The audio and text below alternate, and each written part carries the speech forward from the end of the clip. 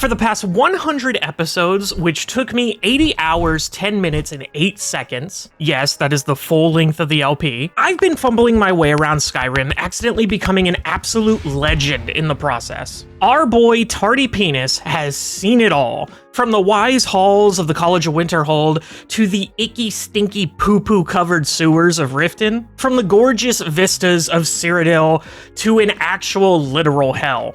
All possible thanks to the incredible Elysium Remastered Modlist. This is a pack of over 1,700 mods that have been meticulously picked and tweaked for an amazing experience. Show the team some love. I'll be putting links to their GitHub and their Discord in the righty bits. A personal thank you and a big kiss from me too. Mwah! I wouldn't really have an audience if it wasn't for this playthrough, so I am forever thankful. As far as this video is concerned, this is the second recap episode I've done for the playthrough. The first one covers the first 50 episodes, and this one is going over the incredible milestone of episodes 51 to 100. Now let's get going. Coming back with episode 51, our goal is to join the Dawn Guard. I have the silly misconception of thinking that the Dawn Guard would be stationed in Dawn Star, to which the comment section promptly corrected me, saying that they have nothing to do with each other despite having Dawn in the name. Oh, comment section, what would I do without you? Nah, y'all have been a really big help, actually. Anyway, we head to Riften for the first time, and leave immediately. We'll be back to sightsee later, but right now, we got a quest marker to follow. Is it in a cave or something? Nope. I feel like I've been tricked. So, yeah, the quest marker was a bit brokey and bamboozled me. So I head to the nearest location on my map, and sure enough, that was it. We make it to Fort Dawnguard and are inducted pretty immediately. Our first task with the Dawnguard is to find a vampire artifact deep within Dim Hollow Crypt. Inside Dim Hollow, we proceed to do our job and... Slay! Yes, queen! Slay! Slay!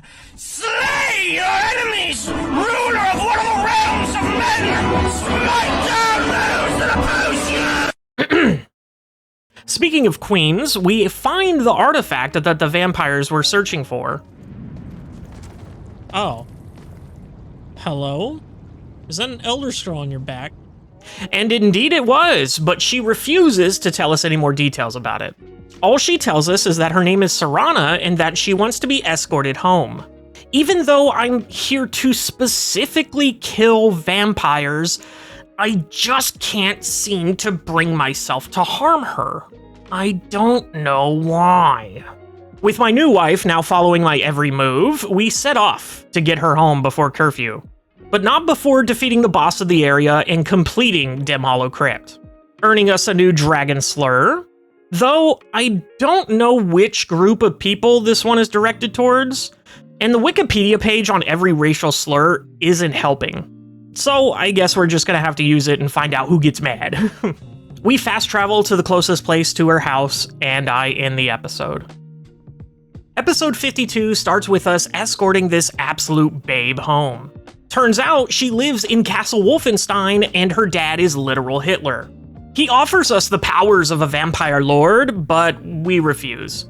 It's super cool and I would have loved to do it, but that would require us to only play at night. And with YouTube's video compression, that would have just made for a horrible viewing experience. Having refused, he banishes us and we head back to the Dawn Guard to make our report. I give him the bad news and he gives us our new orders. He wants us to assemble a crew, Ocean's 11 style. I fast travel as close as I can and meet Gerard. Now, Gerard turned out to be quite an interesting guy. He tells us his life story and how he had 3 wives and now they're all trying to kill him. Very cool, Gerard. Anyway, we travel towards our destination only to get ambushed by a dragon. Kill it pretty easily, then talk to the person we're here to talk to. She says she lost her satchel to some mud crabs and that we have to retrieve it before she'll come with us. While searching, I find this Pokemon using Flash. We find the satchel and give it back to her. She says she'll meet us at the fort, and we fast travel away to the next guy. We find him crouched in the middle of these stairs for some reason and ask for his help. Of course, he says he'll help us if we help him. But all he asks for is help killing a bear. I one-shot the bear in question, and he says he couldn't have done it without me. Which only makes me question how exactly he's gonna help us fight vampires when he couldn't even handle a bear. With the crew assembled, we head back to the fort. Big Boss Man gives a little speech, then tells me to follow him. Unfortunately, he gets stuck on the stairs and I have to do a little movie magic. With his feet fixed, we head over to the prison cells where Serana tells me why she was locked away with an Elder Scroll TM. Turns out her father is a no-good, very bad man and wants to control the sun. With that bad news out of the way, we're off to find a moth priest in order to read the Elder Scroll TM. We have to ask around to find him, but that's for next episode. Before I could even get a single fucking word out, Dragon. Dragon dead, we head to the college to ask about the moth priest. We talk to the librarian and he has the exact info that we needed. He tells us we need to go to Dragon's Bridge on the other side of the map, and we do just that. We then talk to a child who is actually useful for once and tells us he just left. Heading south, we actually find the guards sleeping with the enemy and a note stating that they took the old man to a local rave cave. But the raves don't happen until Saturday, the morons. Upon arrival, it looks like they actually get started early, but we've just been deputized by the party police and we're here to shut this shit down. I save the prisoner and he dare raise his hand against me?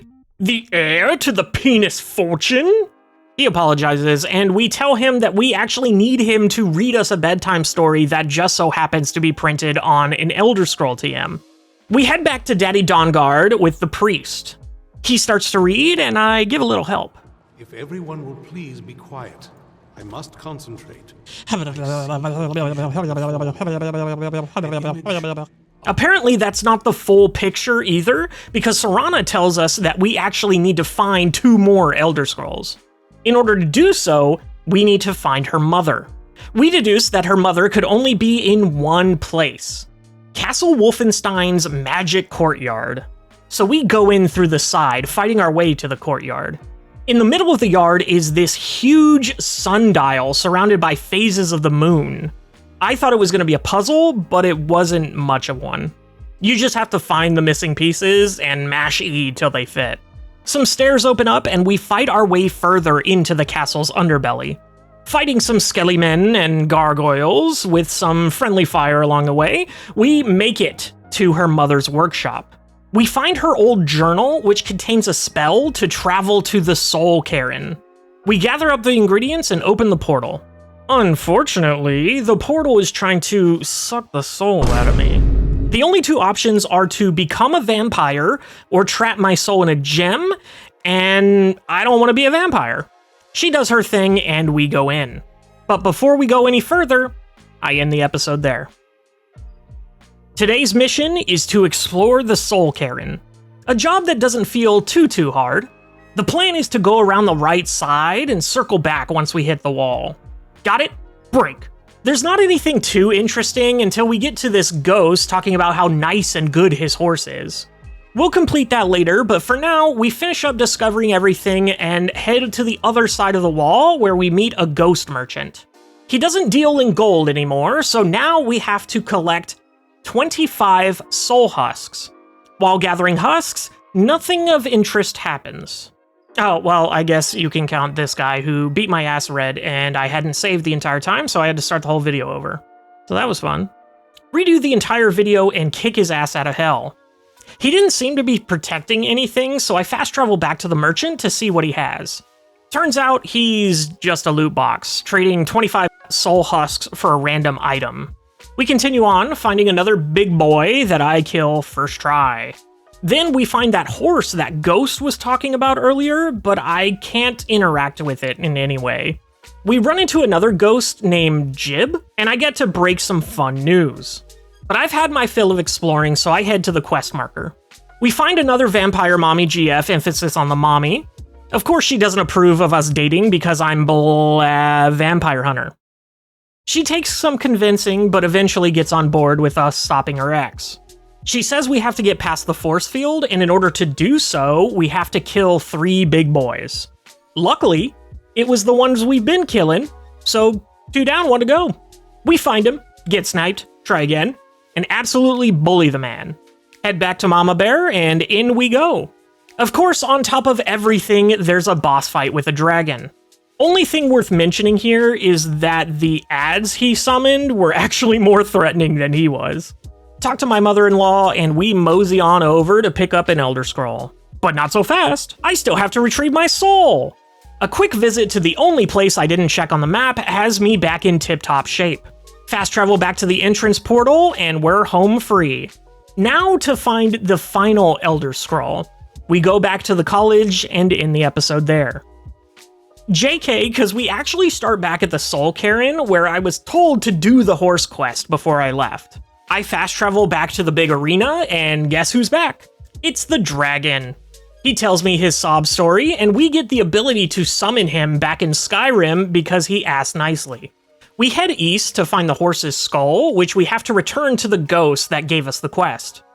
I assumed the ghost was going to be right where I left him, but turns out he teleported closer to the objective and was actually the ghost I had been staring at not moments ago.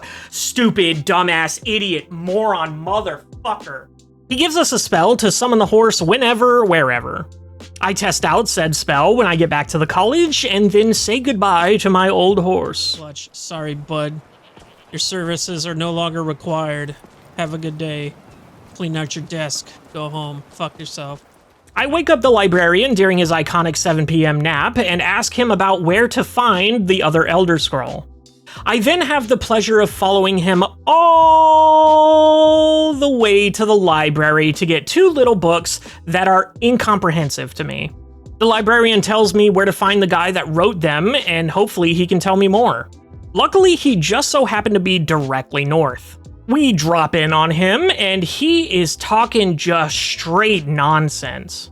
But despite that, he actually gives us exactly what we need and tells us where to go, although the quest marker was acting as crazy as he was. With much difficulty, we find the cave and get inside.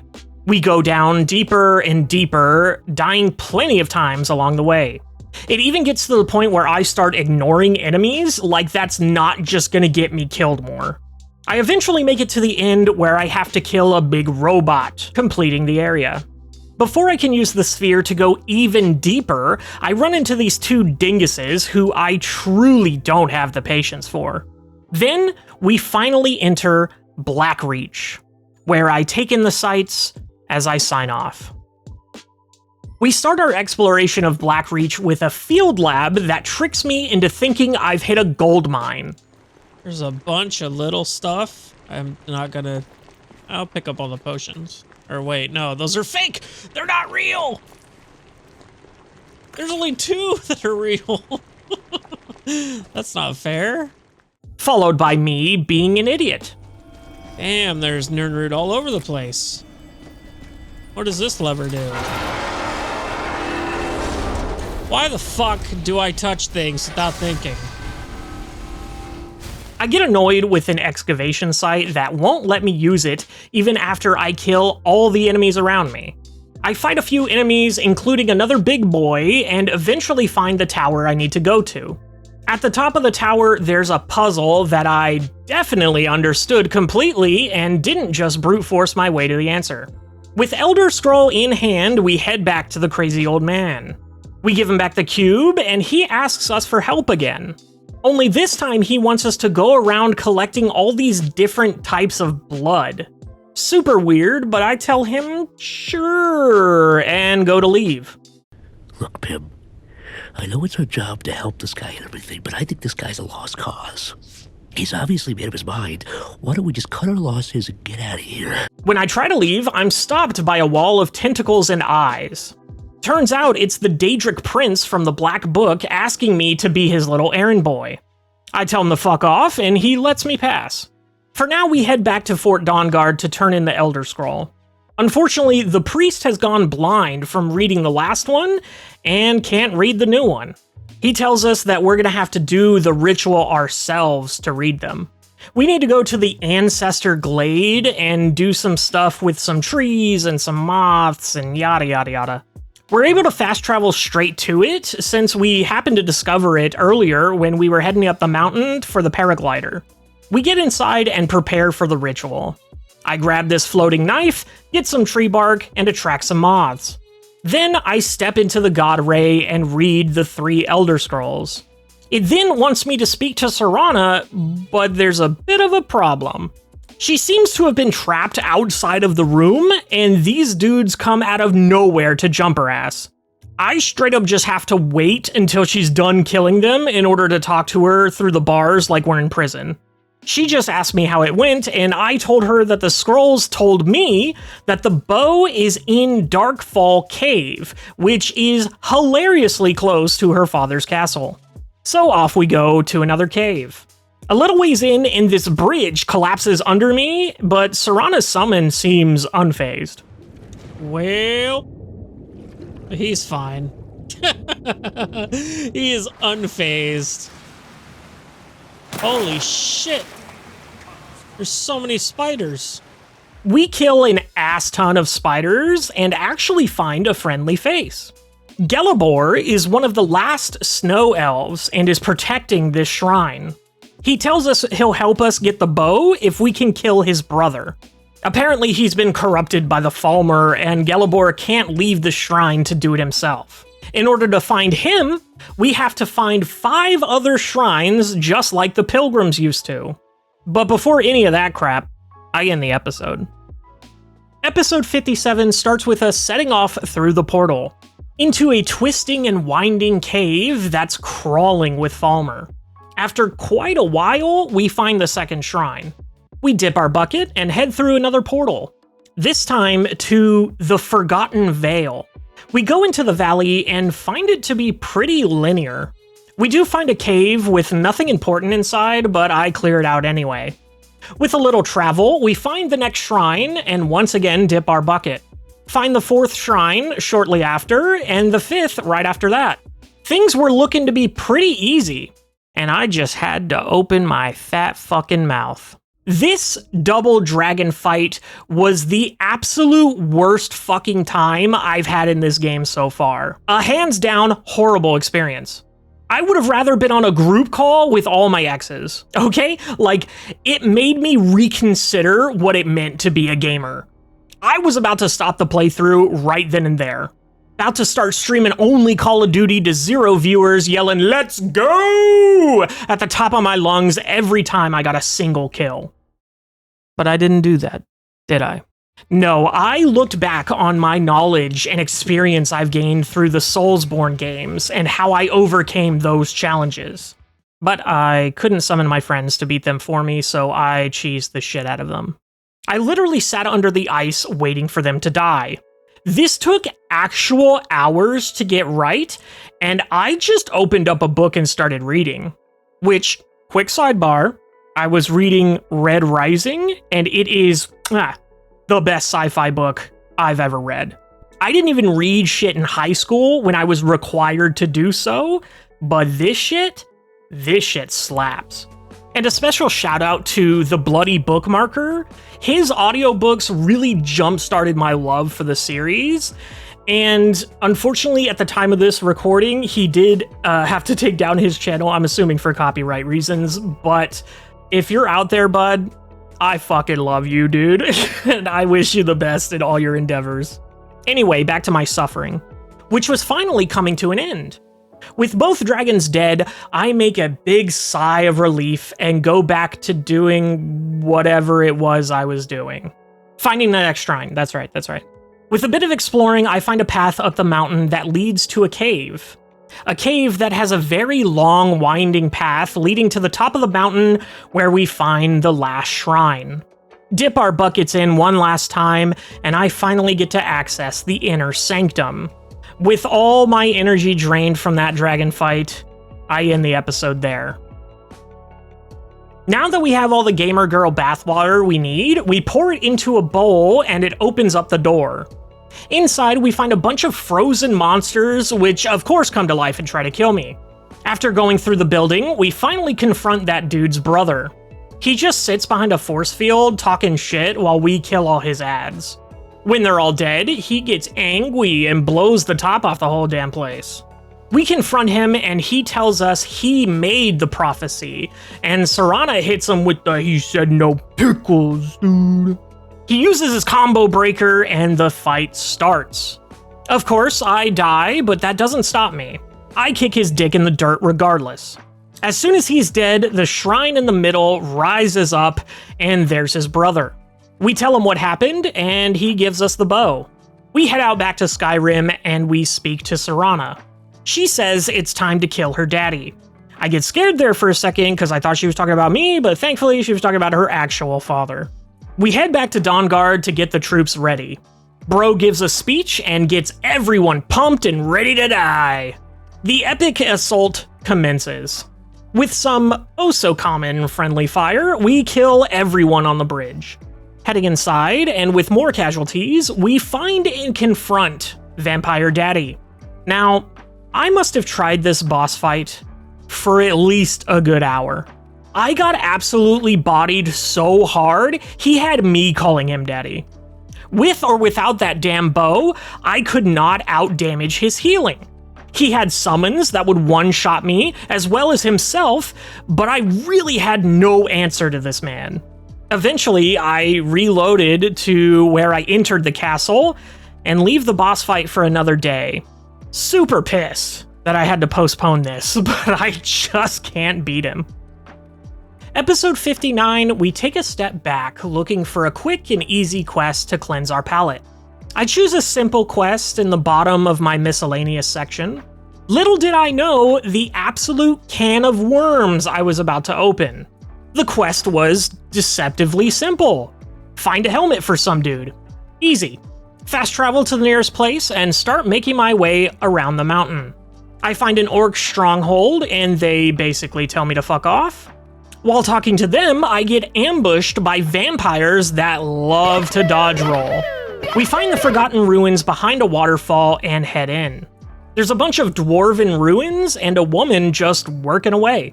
She says her name is Cassia and that her brother got lost in the ruins and we need to bring him back. She actually sent me a letter back when I turned level 5, so he's been down there for quite a while.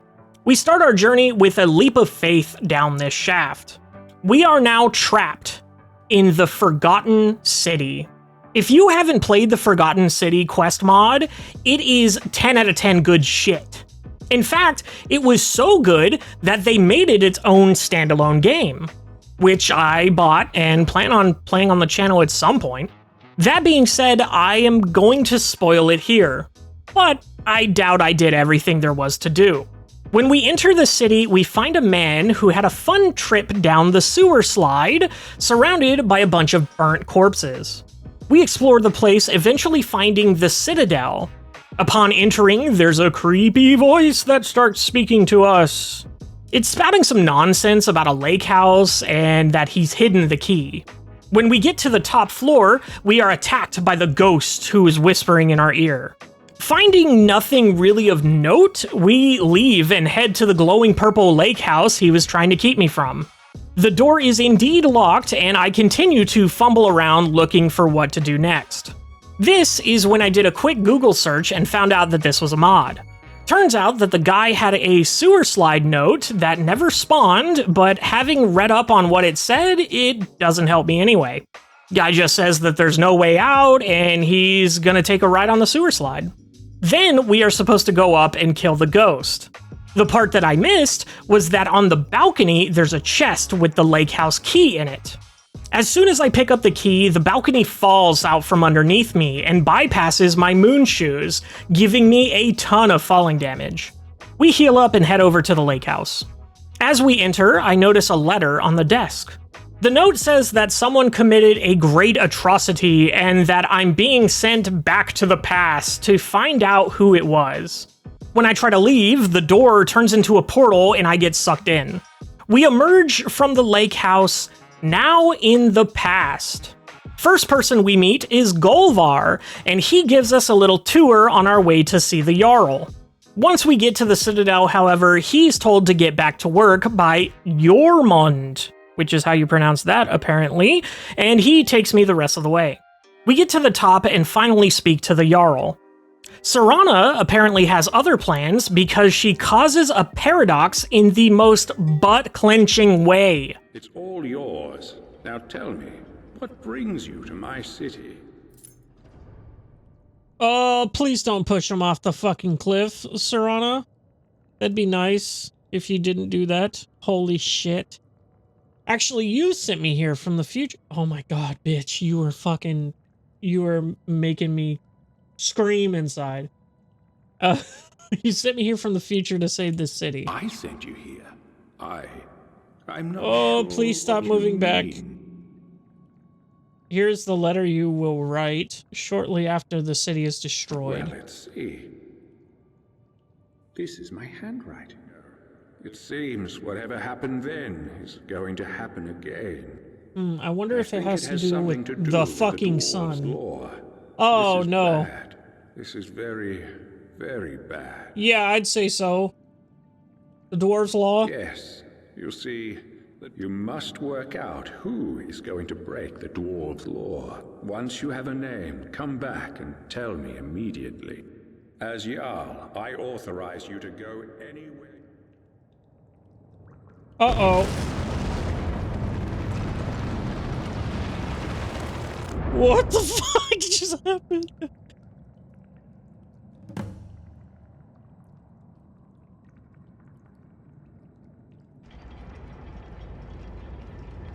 What?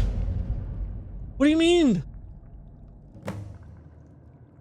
What do you mean?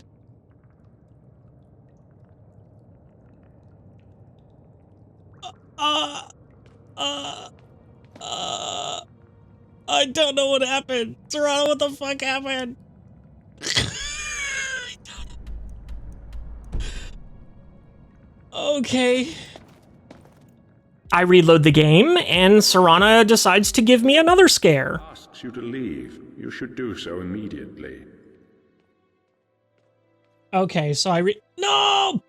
Serana, I swear to fucking God, if you do this again, I'm gonna push you off. After talking to the Jarl, we have full permission to sneak around and investigate. But before diving in, I end the episode. Time to get to know the townspeople.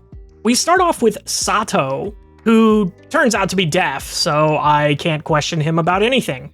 Super useful and great start. Next, we meet Gaia, who's a total nerd.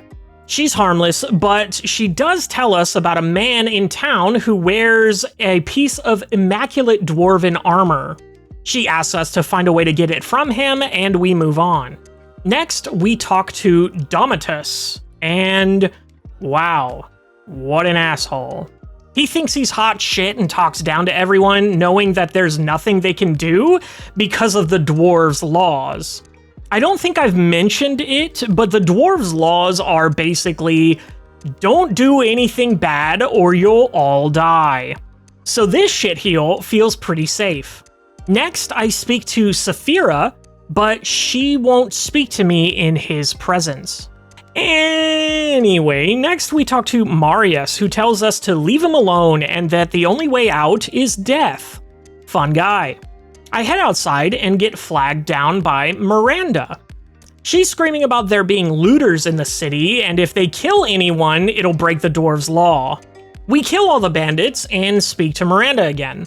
She gives us a big thank you and tells us another tidbit of information. She says that Ulrin's wife may have gotten free and to ask him about it. I then speak to Habik, who is Miranda's husband. He tells us his sob story about his son getting murdered by an Imperial and absolutely nothing related to the investigation. Moving along, I investigate the tunnel that had collapsed in the future, and sure enough, it is just fine here. I find the immaculate dwarven helmet that was the whole point of getting trapped down here. But if I try to go any deeper, I start to rapidly die. I'm then given a new quest objective of finding a way to survive the radiation. I immediately put together that I need the full armor set. So the next stop on my list was the guy with it. Rikus is practicing his swing at the top of the stairs here. The conversation was less than fruitful, to say the least. Only way I get that armor is if he's dead. For now, I look for another way. Next, I talk to Broll, who is an expert on the dwarves.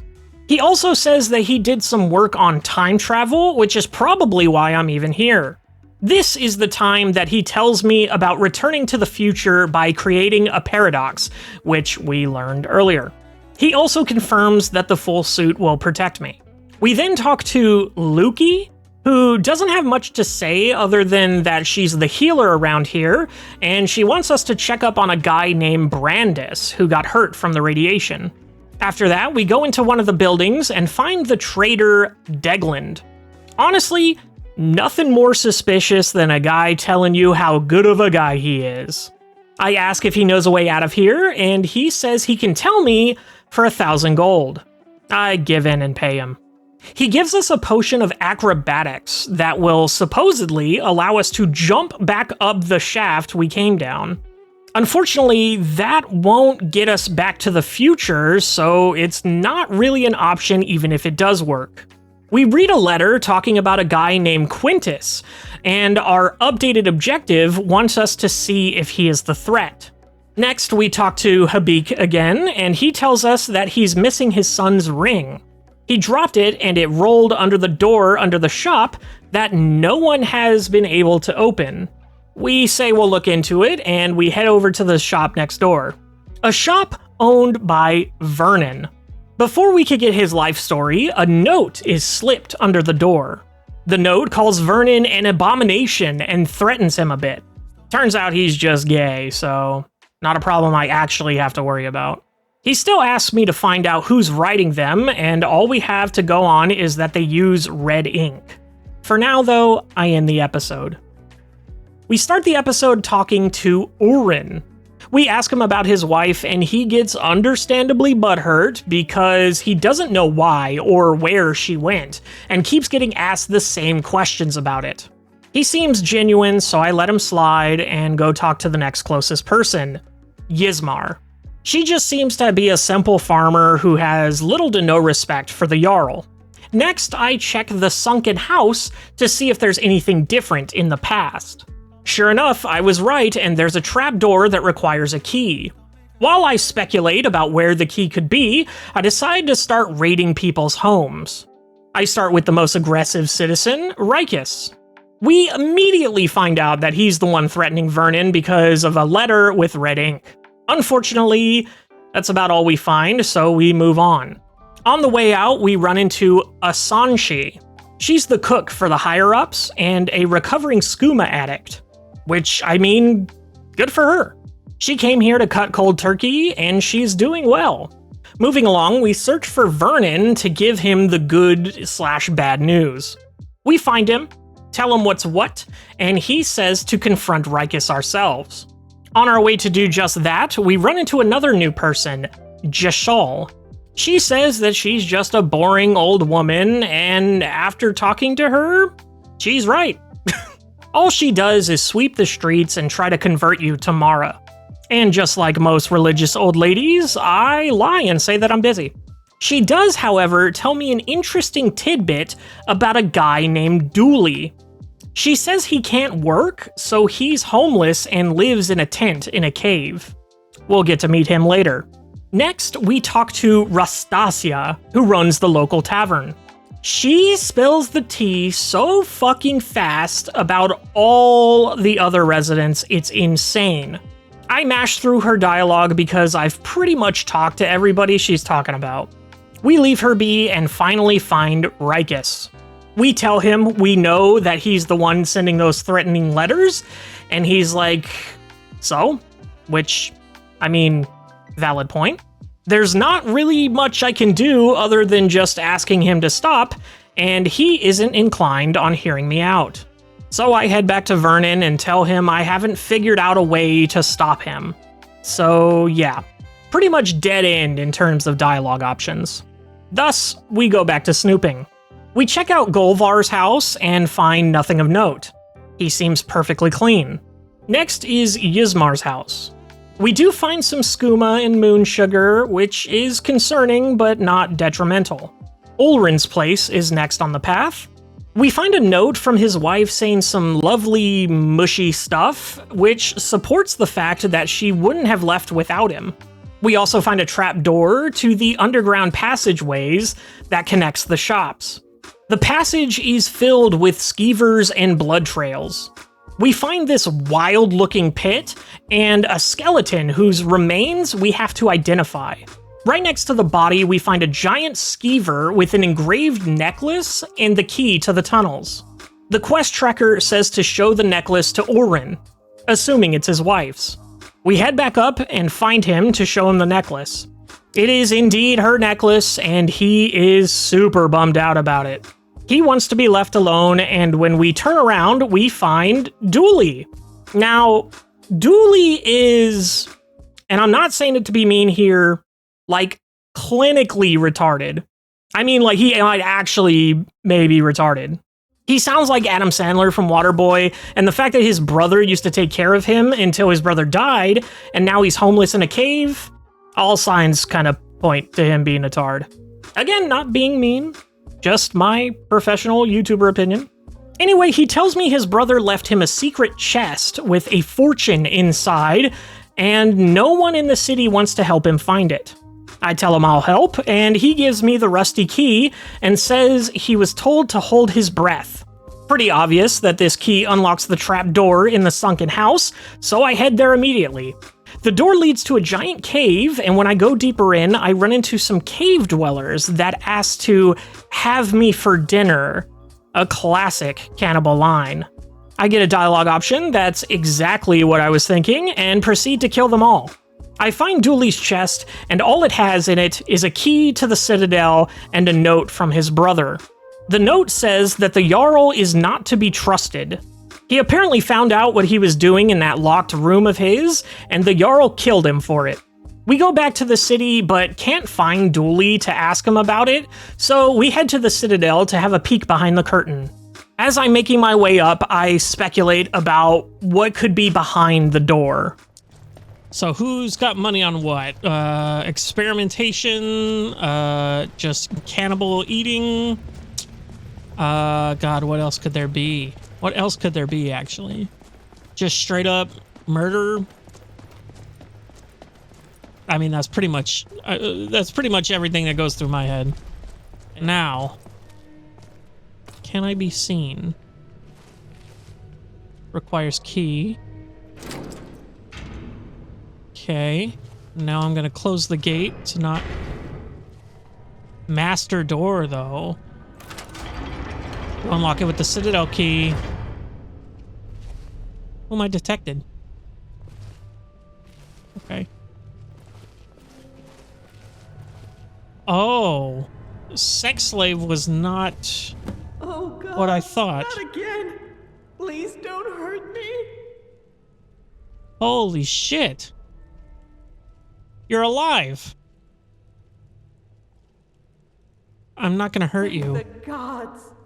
Quickly, you have to let me down before that monster comes back. All right. Thank you. He'll be here any moment, so be quiet and follow my lead. Okay. One thing, get down, dude. Whoa, what the fuck? There you are, you filthy pig. Whoa, whoa, whoa, whoa, calm down, calm down. Let me talk to him first. Please, Macy, be reasonable. If you attack me in here, you'll break the dwarves' law and kill us all. So you were the bad guy all along. After what you've done to me, I just don't care. No, think of your husband.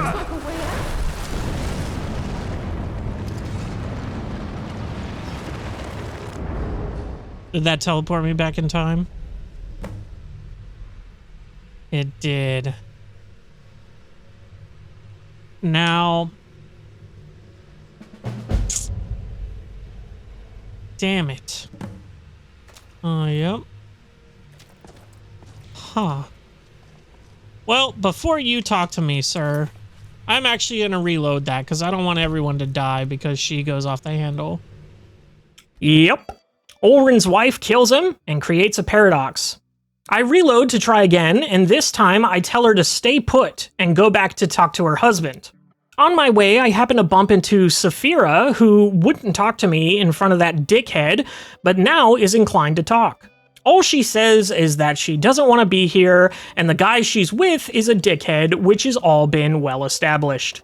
I go out to find Ulrin, but can't seem to find him, so I wait. Let's wait until it's... Oh god, I just realized that waiting here means that she's there for a whole nother day, dude. Oh, rip. I actually find him in his house. I tell him the Jarl is keeping his wife, and he, expectedly, flies off the handle, which I was not hoping for. I somehow miss the scene, but it does cause another paradox, and I reload again. This time, I plan on confronting the Jarl myself. It doesn't go very well, because he knows I can't really do anything about it. So, another dialogue dead end. I'm running out of threads to pull, so I go around talking to people again. I talk to Miranda and ask her about this Quintus fellow from the letter we saw earlier. She says to check the Citadel, and I don't know what else to do, so I follow up on this lead. I find Marius and tell him that I know he's Quintus. He admits to being Quintus and says he used to be in the Dark Brotherhood, but he's enjoying his retirement and has no desire to kill anyone. We look around a bit more and run into Dwamora, the Jarl's adopted daughter. She just straight up threatens me to bring her skooma, that little fucking bitch. I agree to get it, but I ain't ever talking to her again. I call the episode there, and I have a ton of thinking to do before the next one. This is the episode we get some shit done. We start by checking out the rest of the houses. We recheck some of the houses that we've already been through because I'm stupid, but then we get to some new ones. Vernon's house is the first of the new ones, and there's nothing of importance here. Next is Habik and Miranda's house. Again, nothing out of the ordinary or concerning in any way. Then we head to the Golden Sentinel Tavern, where, yeah, there's nothing new or important there either. Then we get to Brandis's house, who I completely forgot about, but he was the one that got sick due to the radiation. We read his will on the table, and it says we can take his immaculate dwarven boots, so we finally got the second item of the set we need. I talk to him, and he says that there's something under the city that is evil. He tells me to go destroy it, and then croaks. Please, you must find a way to get down there and finish what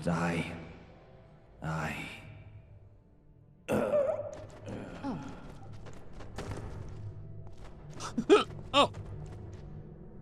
Oof. I leave and remember seeing the gloves we need in the abandoned temple, and I read that there was a way in. We head there, and the coffins that are stacked to the side are actually a jumping puzzle. I parkour my way up and over to grab the gloves. We then explore the rest of the temple. We fight a bunch of charred horrors and lockpick a ton of stuff along the way.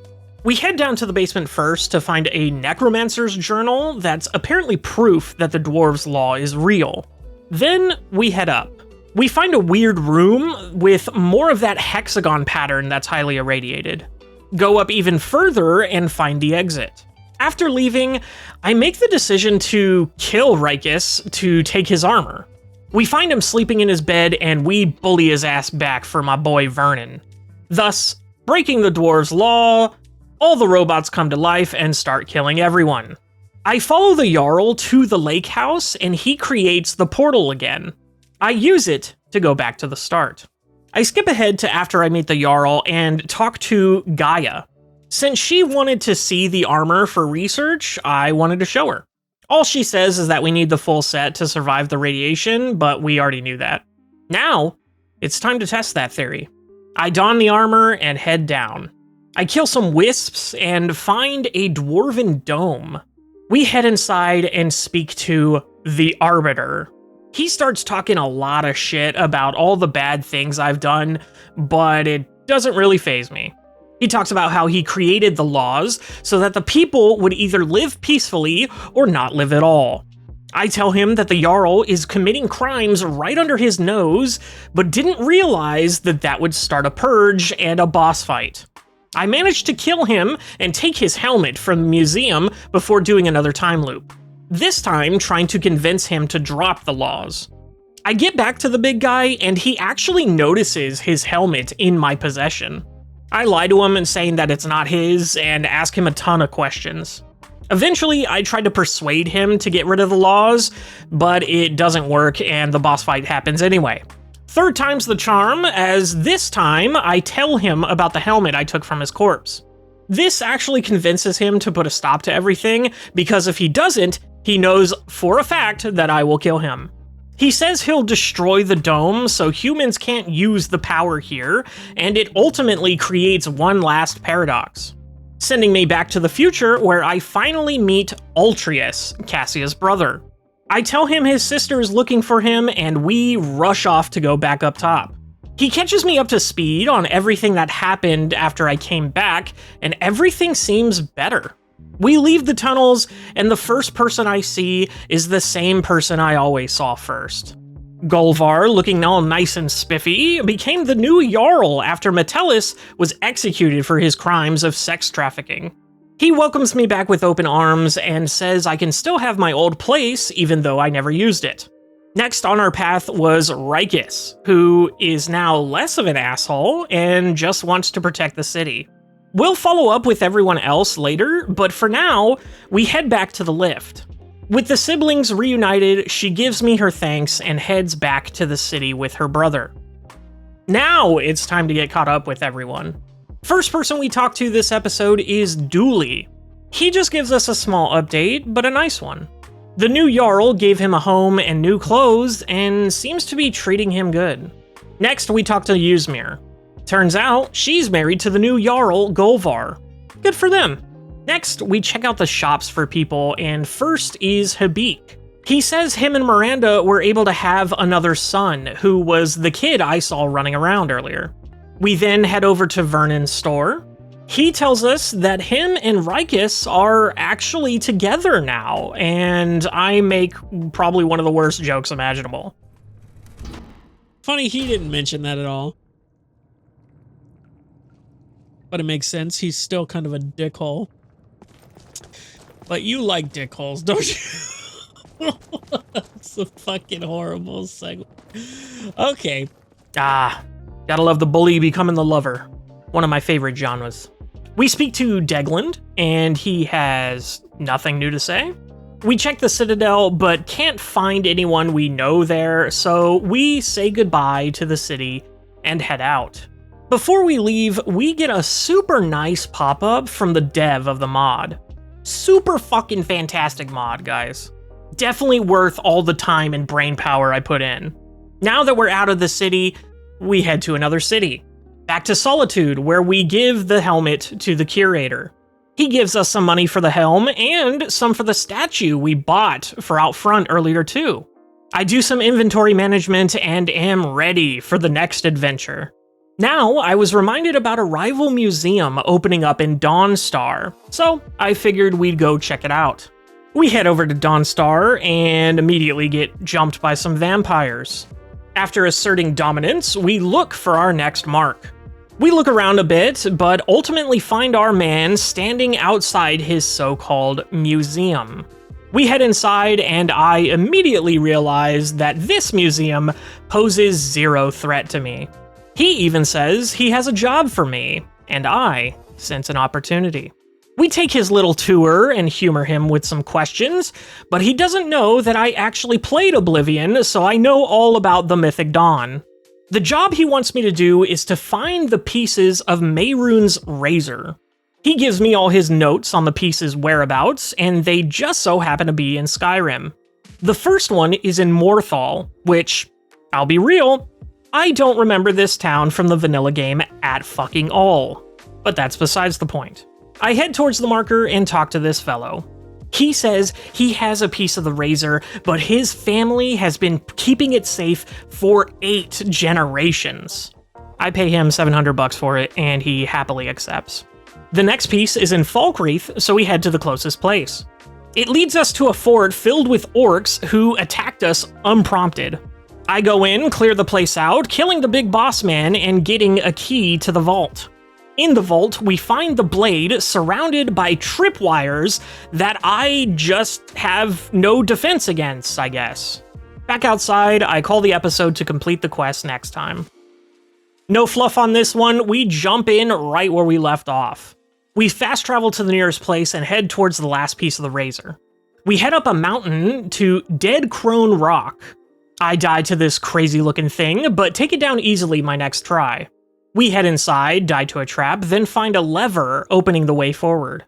We get to the top where we find the Dead Crone, the place is named after, and kick her ass. She has the last piece of the razor on her, and we are done. Heading back to the rival museum, we hand over all the pieces. He then says he knows how to remake the blade. He tells me to meet him at a shrine where we will contact Mehrunes himself. We meet him on the mountaintop and begin the little ritual. And nothing happens. He then tells me to give it a try.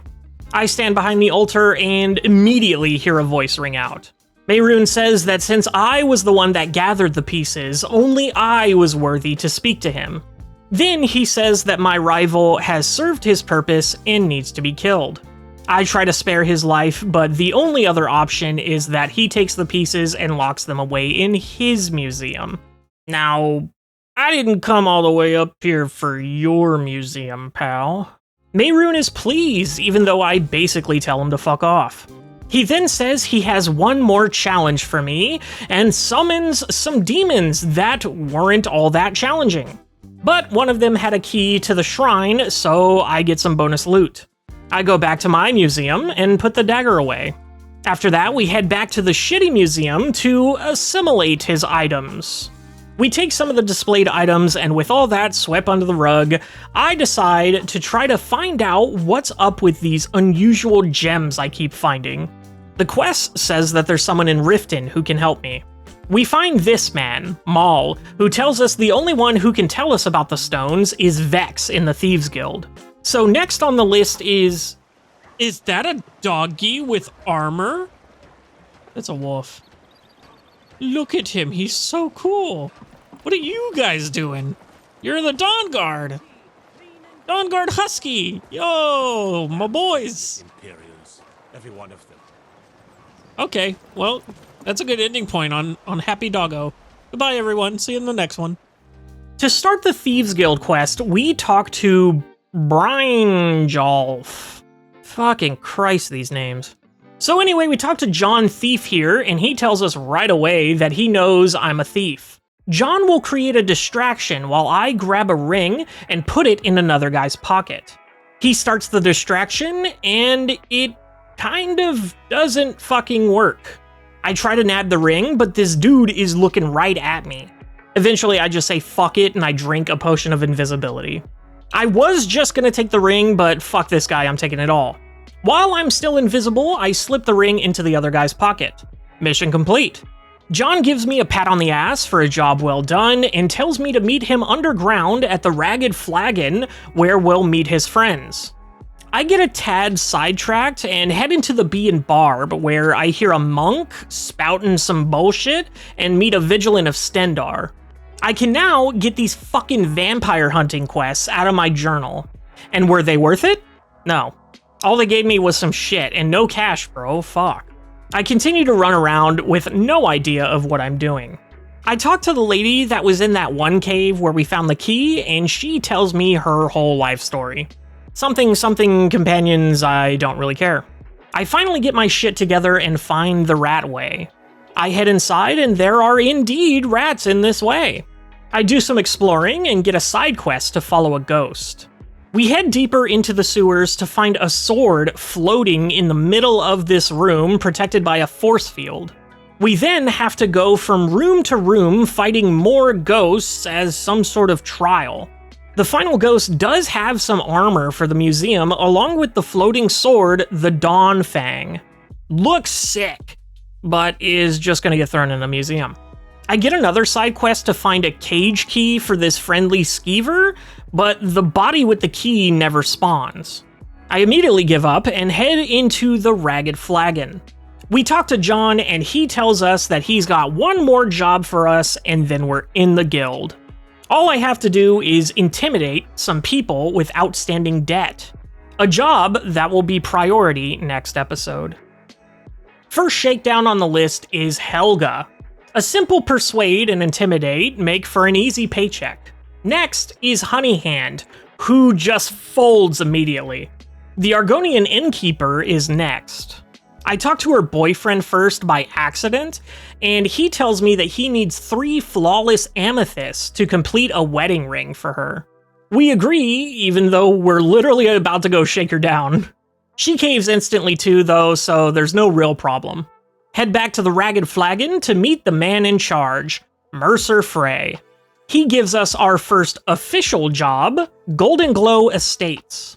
All we need to do is burn down some beehives and clear out a safe. Sounds easy. For now, we explore the rest of the guild. Talking to Delvin, who gives out extra jobs, and Vex, who gives out different additional jobs. She's also the one we need to talk to about the unusual gems. She says that they're Stones of Baron's Eye. She tells me that there's 24 in all, and she won't take them unless it's a complete set. I have now lost all hope. These fucking things are gonna be in my inventory forever. No way in hell am I gonna find 24 of these fucking things in a giant open world. Fuck that, I'm not even trying. I go to leave and accidentally head into the vaults. Exploring thoroughly, I find an old bow that's apparently a part of a quest. Then I head into the Warrens. There, I meet Dagrilan, a dead man who claims to be the best mage who ever lived. Turns out he's a modded follower from the Interesting NPCs mod, so now we've got a new party member. I don't think I once pronounced his name right, so we just call him D. We leave the Ratway with our new party in tow, leave Riften, and get a nice view of our next objective before we end the episode. Now that we've taken in the scenery, it's time to burn it down. On our way to the estate, we find a chest with some goodies, including 2 flawless amethysts, which means we only need 1 more for that mustached man. I make my way to the hives and do a bit of arson. I swing back to the other side of the property and manage to get inside the house. We sneak around, fighting the 2nd floor. Following the quest marker, I suddenly alert the guard. While my gang keeps the guards distracted, I head into the next room. Turns out that the quest marker I was following was for the optional objective of getting the key to the safe from this guy. I do the most Sigma thing I can think of and stare him right in the eye as I rummage through his pockets and take the key. Swiftly leaving, I head to the basement. I find the safe, loot it, and leave through the sewers. Back at the Thieves Guild, I give John the good news. He says that Maven Blackbriar asked to see me, so now I head to her. She wants me to take down a rival meadery in Whiterun. In Whiterun, I speak to my contact about the job. They want me to play pest control and help a rival meadery with a pest problem. But once he gives me the poison to deal with the pest problem, I also need to slip in some into the mead vats. We head to the meadery and do just that. Talk to the man and he gives us the poison, and we make our way down to the basement where we kill some skeevers and spiders. Run into a crazy homeless man down here who gives me a huge dose of deja vu. I put the poison in the nest and go further into the brewery itself. Poison the mead batch that I just somehow happen to know is the correct one that the guards are going to be drinking from, and I head back through the tunnels. Tell him the job's done, and the captain of the guard gets his drink. After drinking his tummy ache juice, he takes the dude to jail. Last thing I need to do is grab the journal from his room, and it's back to Riften. Back at the Thieves Guild, John says that both the meadery and the estate were associated with this symbol that was behind it all. He tells me to go to Mercer to find out more, and I do. Mercer says he knows the contact that the symbol person was using. He's in Solitude, and he wants me to go get some info out of him. So I go back home to do some inventory management in between episodes, and we'll get our answers next time. I start the episode with a little treat of bringing back the boy himself, Cat Vegetable, to make the party even larger. Anyway, we've got some questions that need answering, so we head down to the Winking Skeever. Well, I thought it was the Winking Skeever, but it turned out to be a Waffle House when these dudes just start going at it. After not screaming World Star at the top of my lungs, we talk to the Argonian man in the corner. He tries to play coy, but I see right through his act. He says he won't tell me anything unless I get a bottle of Firebrand wine from the palace. Off I go again for another fetch quest. Luckily, it's out in the open, in an empty hallway, so it was easy to nab. We bring the wine back to him, and he tells us fuck all. Says some lady paid him, and he don't know nothing. We are then tasked to follow him, which I do excellently. While following him, I decide to dip off for a little shopping, finding some stuff for the museum, and also the last flawless gem needed for that wedding ring. Back to following him, he heads to the East Empire Trading Company warehouse. We somehow alert the guards, and we have to kill all of them, but even with this big brawl going on, the guy is oblivious. He keeps going about his business and goes into a secret entrance to Brinewater Grotto. Turns out to be a bandit hideout, so we start to clear it out. I kill quite a few bandits before ultimately confronting the Argonian. He finally tells me that the woman behind it all is Carlia. He also says that Carlia is responsible for killing the last head of the guild. I ask him where she is now, and all he says is that she is where the end began. We head back to Mercer, and he seems shook by the news. He tells us that we're gonna kill her together, and to meet him at the old ruin where the last head was murdered. We meet him there, and he warns us that she's inside. I ask him about her and what happened here, and he says that she killed Gallus and almost killed him because she's using one of Skyrim's most broken builds, the Stealth Archer. Before I start pissing my pants, we head inside. Inside, there is a lot of combat and quite a few traps. I poke my way through tons of undead and get the complete status as well as a new dragon slur. We then run into one of those claw doors, and he opens it like it's literally nothing. Inside the room, I get sniped and get to watch the cutscene from the floor.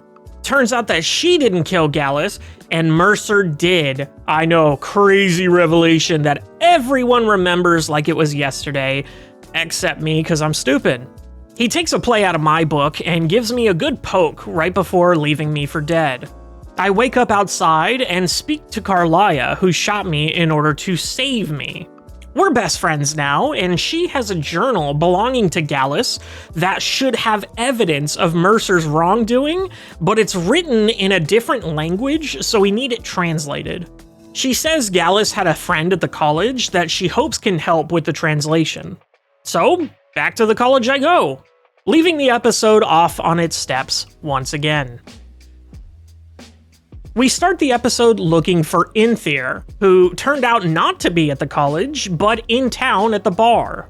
We give him the journal, and he tells us that it's written in Falmer, and the only person who can translate it is in Markarth. Having not been to Markarth yet, or remembering anything about it, I decide to look around while I'm here.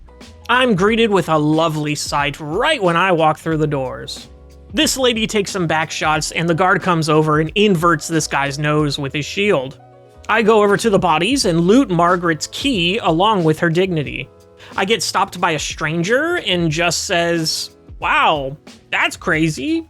Anyway, here's a note that you definitely dropped, wink wink." I read the note, and it's from him asking for a midnight rendezvous. That'll be saved for later, but for now, we find where we need to go and head in. At the entrance, there's a priest getting yelled at by some dude. I ask if I can help, and he says there's something in the Hall of the Dead eating the bodies. He gives me a key, but I got other shit to do. We find Calcelmo and do a little shopping with him before talking about the book. I buy some spells and a pet mud crab, cause why not? Then I try to talk to him about his research, but every dialogue option gives me a no. So now my objective is to get his key and go into his museum. I yoink it off the table and head for the door.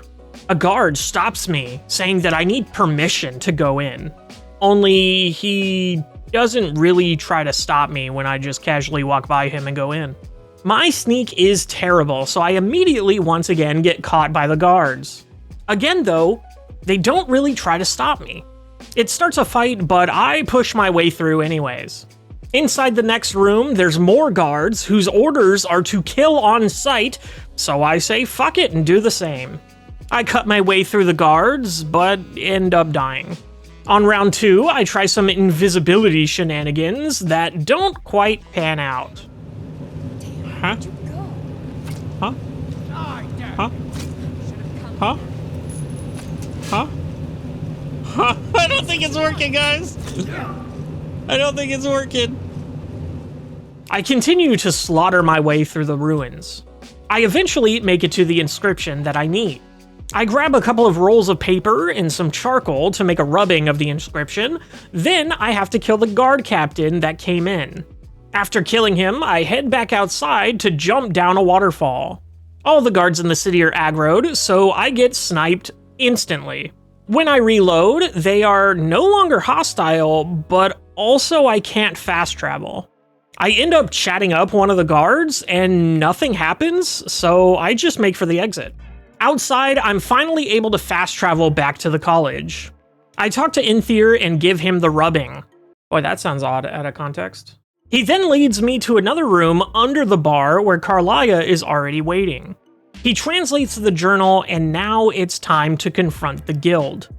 And I was gonna end the episode in Riften, but I'm attacked by werewolves and a dragon.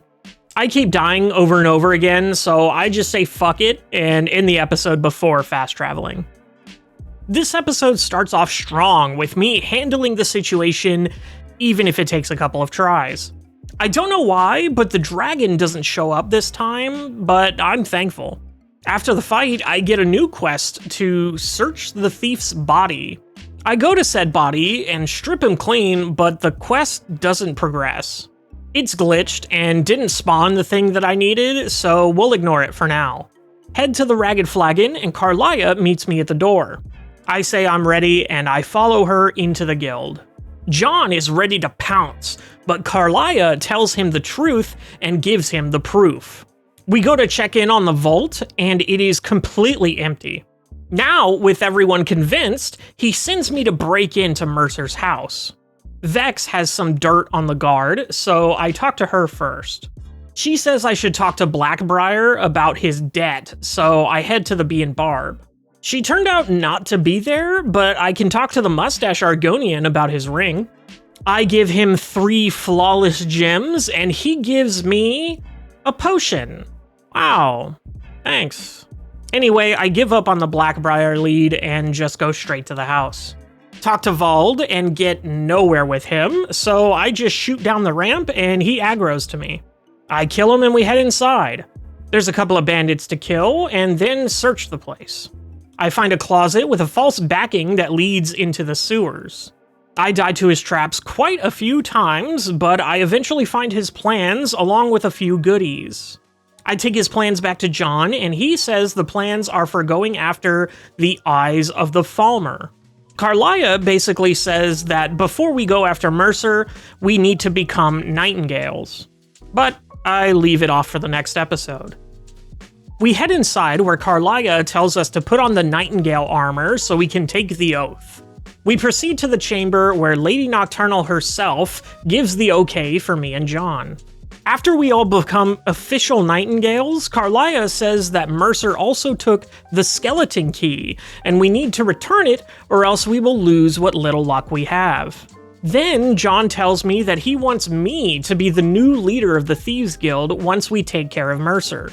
I tell him, sure, why not? And we head to confront Mercer. We get to the Dwarven Ruins despite our misadventures and game crashes, and it is crawling with bandits. Making my way inside, I die to some traps. On my second attempt, I accidentally nuked D into the ground and didn't even notice. In fact, I didn't even know until someone pointed it out in the comments. So here's to you, D. Hope you're jelking in Gooner heaven, brother. I don't know why I said that. Further in, I run into John and Carlia, and they start to follow me. I die many a time to these Falmer and have to cut out a ton of footage. And I'm cutting out even more in this video. Except for this clip of the ragdoll saving my life. Looks like we have to go up here. Whoa, that was so close, dude. What the fuck? Those tripwires are fucking hilarious, bro. We keep moving further and further down the cave and finally make it to Mercer. He's stealing the eyes and we think we got the drop on him, but we don't. He talks some mad shit and then the fight starts. Takes me a second try, but I kill him dead. He has the key, the eyes, and a ton of other gems on him. The cave starts to crumble and we make our escape. Now with the key in hand, Carlia wants us to return it. But we can't go the normal way, cause of fucking course we can't. We have to go a special way so the job ain't done. For now, I return home to put things up. We start with a nice sit by the fire like an old married couple, but move on to the next objective. We enter the Twilight Sepulchre and talk to the ghost guarding it. Turns out to be Gallus himself. We give him some much needed closure, and he gives us a ton of exposition. But he says he ultimately can't help us. We head in and fight some ghosts that all have Wanathan's voice lines, so that was super confusing. Then I reach a room that hurts me and I don't understand why. It seems to just be a maze where if I step out of line, I get hurt. I get through it and find a door with some hidden chains to pull. Fight some more ghosts, avoid some more traps, and end up in a pit. Then the skeleton key does something and the floor drops down, right on top of the lock that the key needs to go into. Then Nocturne herself shows up in the flesh.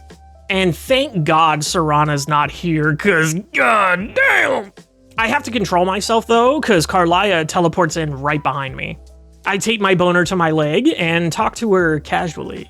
She tells me to pick a buff, and I pick the one that gives me a super cool spell that has crazy life leech.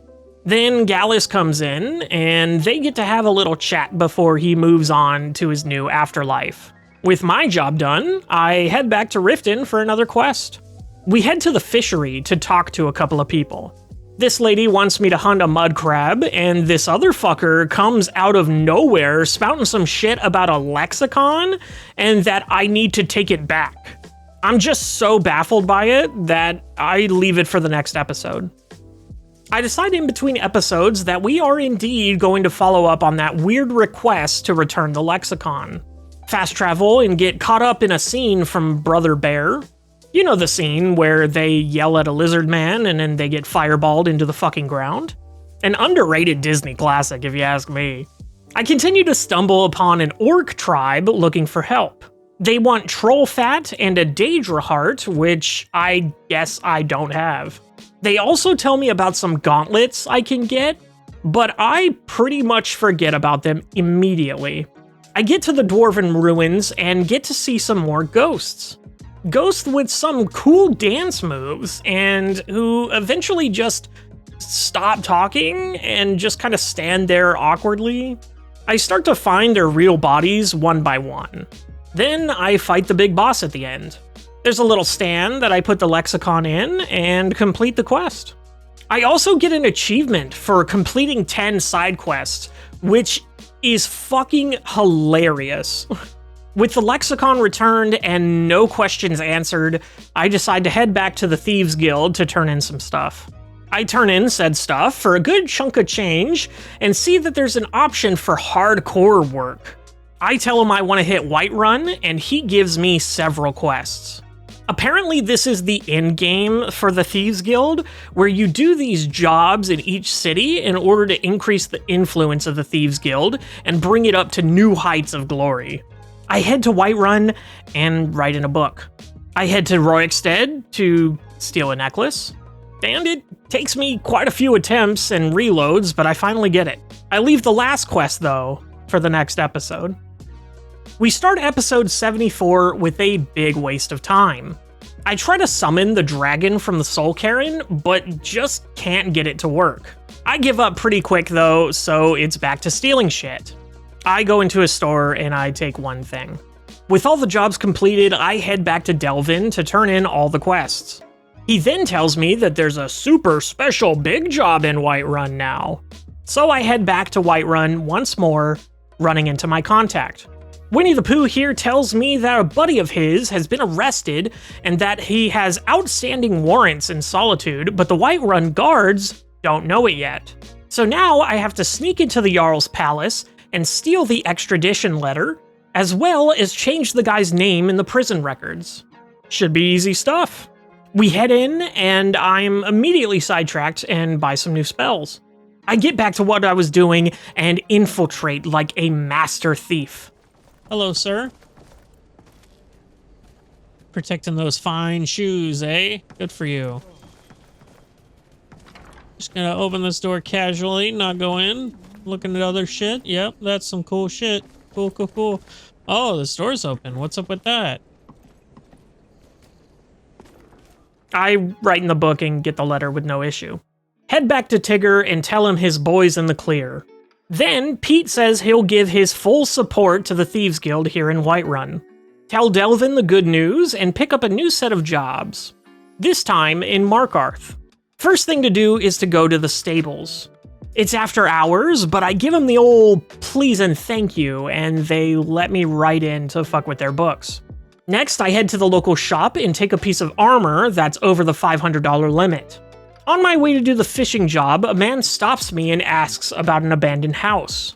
He tells me the house is haunted and needs someone to watch his back. I tell him absolutely I'll help, and then immediately leave. I find out that I actually can't get to my mark, so I do head back to the abandoned house to help.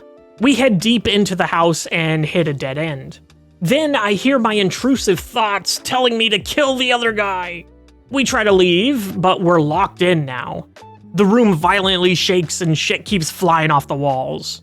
Bro almost lets his intrusive thoughts win and tries to kill me, but I talk him out of it. Together, we head to the altar in the basement, and he helps me destroy it. We then have to escape, and I get a little tripped up on cat vegetable.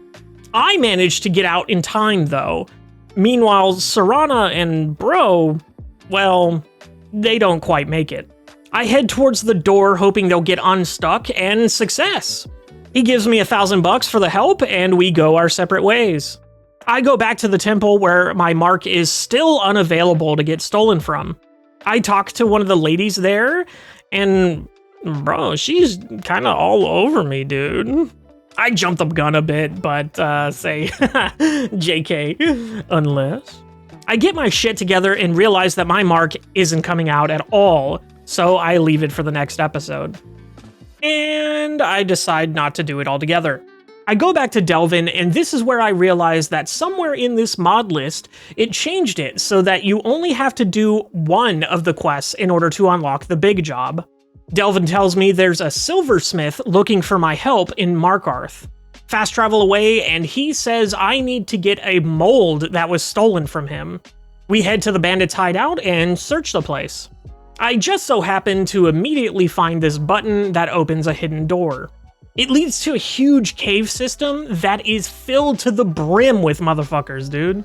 Around every corner, it felt like there were 5 or 6 guys ready to jump me. Ironically, the big boss was actually asleep in his bed when I killed him. He had a key to the treasure room, and that's where I find the candlestick mold. I make my way back to the house and find a man sleeping. I kill him and immediately realized I don't know if he was aggroed to me. I might have just killed some innocent dude. Hee oops. While outside the house, I try to summon that dragon again. As soon as I hit the button, boom, dragon appears. Wait a minute. Wrong dragon, wrong dragon, wrong dragon. After the fight, I try again. Turns out I didn't have enough room to summon him, but eventually I get it and he teaches me a slur. With his freedom in hand, first thing he does is he goes and eats a bunch of bandits. Now I go back to Markarth to give this guy his candle maker that a good 50 or so people had to die for me to get. He just says thanks, and we head back to Delvin to start in on the Riften jobs. I head to the blacksmith to fuck with his books.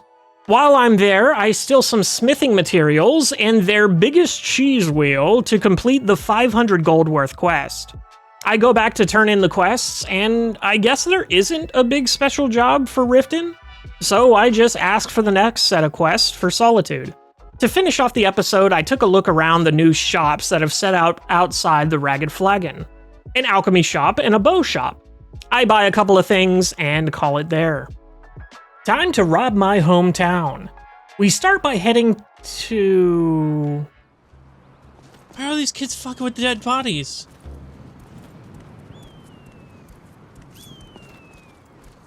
Okay. Jesus Christ, this game's weird sometimes, bro. Anyway, we head to the clothing shop to put a bunch of little penises and those cool S's in their books, just like in middle school. After that is the general goods store, where they have a jade dragon on the shelf. I try to just sit next to it and wait to be hidden, but Karen over here just is staring me down. Cat Vegetable phases through me, so I get stuck and can't move. Classic Cat Vegetable. After I reload the game, I have the bright idea of luring the Karen upstairs and locking her in a room. Then I quickly go and steal the dragon. I then go to the museum to put away all my stolen goods. Now, off to the Thieves Guild. Unlocking the special job, I have to take the famous Breaking Bad blue meth and plant it on some guy's ship. I head to the docks to meet my plug. Are you in the ship, or are you outside the ship? A bit of both, actually.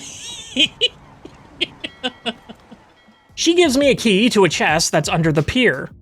I don't know if having them completely submerged is good for the drugs, but what do I know? We head to the ship and get planting. I end up having to kill everyone on the ship in order to get to the chest where I plant the drugs. With no witnesses to the crime, I head back to my contact and in front of the entire court tell him I successfully planted the drugs. No one bats an eye, so I head back to Delvin to take on Windhelm next. This time, he doesn't give me a quest to steal 500 bucks worth of stuff, so I just do the book righty job. In and out, super easy. Back to Delvin, and it's on to the big job. I speak to my contact, and he tells me that his daughter had been murdered by a bunch of thugs, and that he wants me to bring back a locket that she was carrying. I interrogate our first suspect, and she tells me everything I need to know. They call themselves the Somerset Shadows, which... awesome name, by the way, and exactly where their camp is. I do my thing of casually walking into their hideout and slaughtering them all, grab the locket, and head back. The dude's happy to have the locket back, and we complete the mission. When I go back to the Thieves Guild to turn in the quest, I can't. They're all standing around in a circle and tell me to talk to John.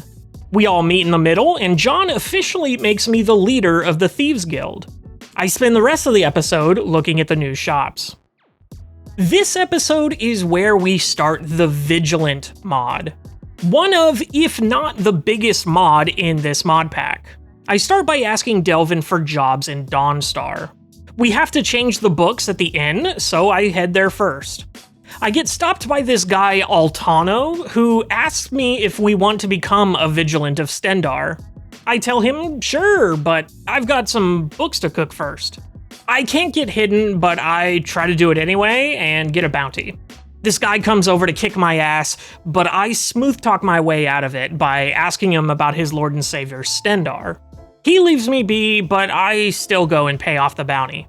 Unfortunately, when I do, they also take all that stolen human flesh I was holding on to. Oh, rats. After clearing my name, I follow Altano to where he's taking me, the Temple of Stendarr. Here, we begin our journey as a vigilant. I check out the place and find a chest with a ton of spells for some reason, but after taking a look at some stuff, it's time for our first mission. Altano tells me that there's a vampire problem in Whiterun's Hall of the Dead. On my way out, I see a quest board where we can pick up some side jobs that give us devotion and karma. Apparently this mod has its own karma system, which I actually ignore for the better part of, the entire storyline. Yeah, I don't pay attention to it at all until somebody in the comments points it out, and by that time, I pretty much had already set my path in stone. Regardless, it's nothing to worry about right now because I still have to go back to the Thieves Guild to turn in my quest. Delvin doesn't give me a special big job, so that's all I'm gonna do with that. I see in my journal that I have to talk to John about becoming Guildmaster. I find him having a little swim and talk to him. Turns out he just needed to tell me Guild's good, and that was it. We are officially finished with the Thieves Guild. Now, we head to Whiterun, straight to the Hall of the Dead. We speak to the priest there, and now it's time for an investigation. The clues that we have to go on are that there's been a new body every day, so Altano says that only newly turned vampires are that impulsive, as well as the fact that all the victims were male, to which I deduce, all I can say is that they were all male. Okay, so we might be looking for a woman, or a gay guy, or just a regular dude who's sucking on his bros. It is at this point that I now realize what they are asking of me. Well, fuck me, I just gotta find a vampire in this place. I found her. Oh my god. I start by talking to the nearest NPC, who turns out to be completely irrelevant. I decide the place to start would be the tavern, so I head over to the Bannered Mare to ask the bartender if they've heard anything. She, in fact, has nothing to say about it, so I just start looking for women. I first talk to Sadia, who is also unrelated, but I talked to her about a couple of Redguard warriors looking for a Redguard woman, which happened so long ago, I couldn't even tell you what episode that happened in. She says, "Oh shit," and that we need to talk in private. I talk to this other girl in red, and she just tells me that she only sells her sweet rolls at night. Oh well. We head upstairs and talk to Sadia. She says that she's a noble from Hammerfell, and those dudes are mercs trying to kill her. She tells me to find and kill their leader. Turns out that one of them actually got arrested, so we can go to the jail and get the leader's location from him. But we save that for next episode. In between episodes, I look up the vampire quest, and it says that the lady in red that sells sweet rolls at night is the next step in the quest. Before that, we head into Whiterun's dungeons. We meet the prisoner, and he tells us that he'll give us the leader's location if we can get him out of jail. I ask him how much his bounty is, and he says 100 gold. Like, bro, you're a merc and you ain't got $100? You're broke!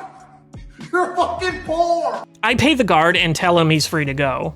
He tells me that the leader's at a place called Swindler's Den that's right outside of where our journey began.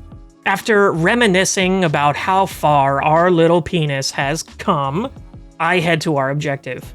Once I get there, I slaughter them all. Not just the men, but the women and the children too. By the time I get to the boss, he's shaking in his boots and wants a parlay.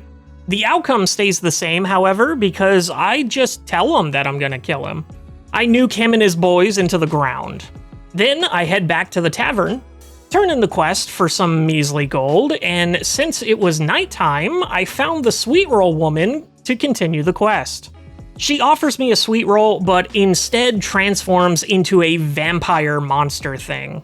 I fight it in the middle of the tavern, but nobody really seems disturbed by it. Go back to Altano to turn in the quest, and he now wants to meet me at the tavern. He says he's gotten reports of a Daedra being summoned in a house nearby, and we're tasked with killing it and the summoner. We find the burned down house, and the Daedra pops up. He gives us a whole speech about how he is the one who cannot be touched. Then, he died like a dog. Talk to Altano again, and he says to talk to him at the tavern again. He says the summoner escaped to Windhelm, so off we go. We get there, and the lady there tells Altano that another Daedra was summoned here at the inn, and we need to get rid of it. And this dude is just like chilling on the ground. Like, I feel for this guy, I really do, but I gotta kill him. Altano says he'll search for the summoner more here, but in the meantime, there's a rumor of some guy that has an eye that's driving people mad. We fast travel to the inn and find the guy. He said he lost a bet with the woman, and she replaced his eye with this strange stone. Now, everyone that looks at him goes mad. He says he'll just leave it bandaged and won't ever use it again. So I head back to Altano, but he gives me an ultimatum. Either kill him, or I can't be a vigilant. I feel really bad about it, but you gotta do what you gotta do. Go back to report, and now he says she's in Riften. But I leave it for the next episode. We meet Altano outside of Riften at a tower nearby. He's talking to a Master Jacob, who seems to be an old friend. Jacob tells us that they've got their hands full dealing with the summoner, but she summoned another Daedra at the Bee and Barb in Riften. We head there and take down the Daedra with ease. We report back to Jacob, and now he says that the summoner escaped into the Ratway. We now need to find if she summoned any Daedra down there. Altano says he'll check the Ragged Flagon and to meet him there. I do, and he says there's a Khajiit in the Warrens that has summoned one. We find him, and he seems to be a little crazy. He attacks me, and I cut his fucking head off. I then fall to the floor, super confused as to what's happening.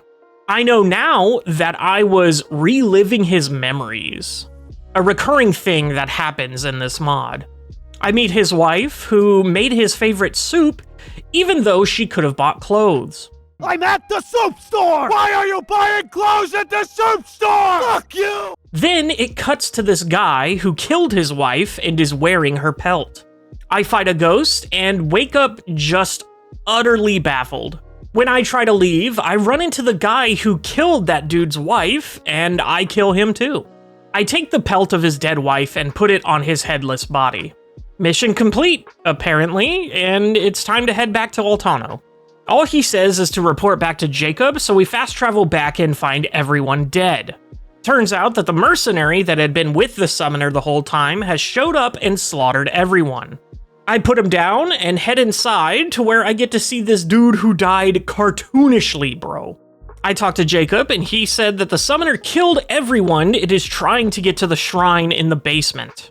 Altano runs ahead, and I ask Jacob about the summoner.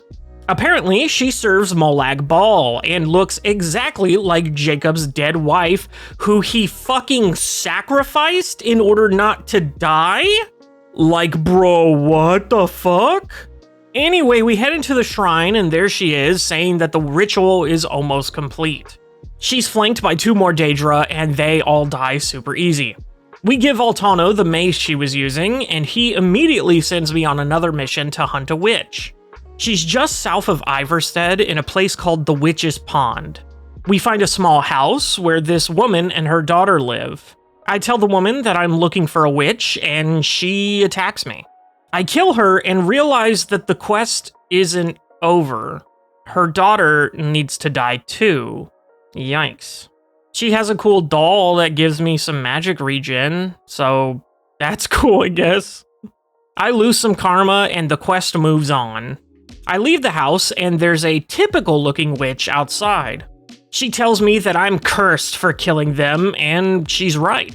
My stamina regen is halved. I can't do anything to the witch, so I head back to the temple for the next step in the quest. When I get there, again, everyone is fucking dead. This time, it's Altano who has killed everyone and has Daedra by his side. He sixes Daedra on me and says he's returning to the shrine to finish the ritual. I kill the Daedra and go into the basement where I find the librarian. She tells me what I already know, and I take this time to raid the library for books needed for my museum. After that, I finally head down to the shrine, where I am greeted by the ghosts of my not-so-distant past. They do a pretty good job of making me feel like a piece of shit. I make it to the chamber, and the Bloom gods have truly cursed me. I cannot tell what the hell is going on, and die because I was apparently standing in fire.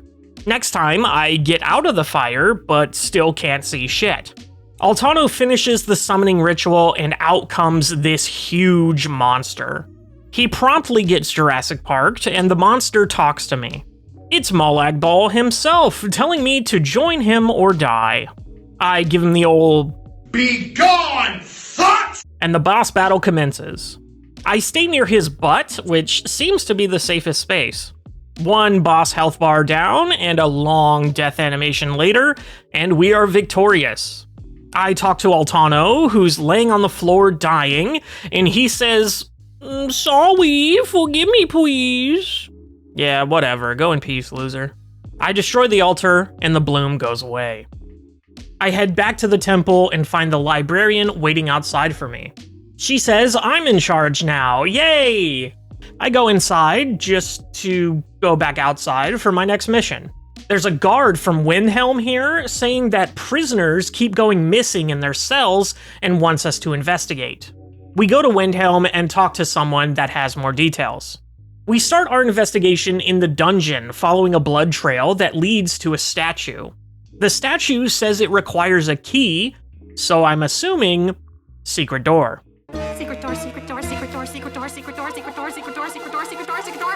We go back and talk to the man, and he says that he has no clue about it. He also says that this has happened before many years ago, and there might be a record of it back at the temple. I do indeed find a report in the library with a bloody note inside. The note talks about the statue and some other ominous shit. Clearly the work of a vampire, and we go back and tell the guy just that. We then head back to the statue where we now have the key. It leads to a sewer system that acts like some sort of maze. At the end of the maze, I find this dude who's dressed as a vigilant and attacks me. After defeating him, I go into the bloody well that he was standing on. I'm immediately confronted by this guy who thinks I'm the other dude, and as soon as he realizes I'm not, he runs away pissing his pants. Which, I mean, I don't blame him. I'm here to kill him. After killing everything on the floor, I head down a different path that leads to the slums. And yo, there's a whole ass city under Windhelm, bro. What the fuck? We kill a bunch of vampire spawn down here. We fight a boss that drops a key that lets us go even deeper, bro. Into the asylum that I kill everyone in, but then I get lost. It takes me a while, but I find this man to talk to in his cell. Then, Jericho shows up. This is a bad time for you to be here. Jericho can return at any moment. Defeat Jericho. Oh, hi, Jericho. Oh, that's not Jericho. Oh, shit! Well, that's Jericho. Okay, round 2, motherfucker. Let's go. The dude in the cell tells me a bit about the big bad boss bitch vampire lady. After talking to the guy, a new passageway opens up that makes me feel stupid. I head even deeper in and find even more things to kill, including another vigilant staring at a pretty rad statue. Then we find the matron's chamber. Just when I thought we couldn't go any deeper, we head inside her memories or dreams or whatever. I end the episode super confused. I continue through this lady's dream, heading to a big castle where Molag Bal is waiting to speak to me. He says to stay with the girl, and when I talk to her, I use the shout, "Be gone, fuck!" She didn't appreciate that and starts a boss fight. Defeating her sends me out of the dream. When I get back to the real world and try to leave, another boss fight ensues. I kill her, she gets back up. I kill her, she gets back up. I kill her, she gets back up. Turns out, there's an invisible enemy at the top of the stairs who is the true enemy. After killing it, she stops rezzing and we solve the vampire problem. We go back to the steward to tell him just that. Mission complete, and we head back to the temple. I talk to the librarian, and she says that she received a letter requesting backup from another vigilant. I tell her I alone will be his backup. And now there's a carriage waiting outside to take me to a mansion. Outside the main entrance, we meet Ball, who totally definitely isn't Molag Ball, wink wink nudge nudge. As soon as we go in, I find the lord of the house dead in the middle of the floor. I take his key and a note. The note says that his child is no longer human and implies he's been possessed or something. It's time to investigate. I head into the door on my left and see a spooky, scary man down the hallway. I find the room that the key was for and find a ton of books to read. Holy fucking shit, this bookcase has so much in it. Look at all this shit. God damn.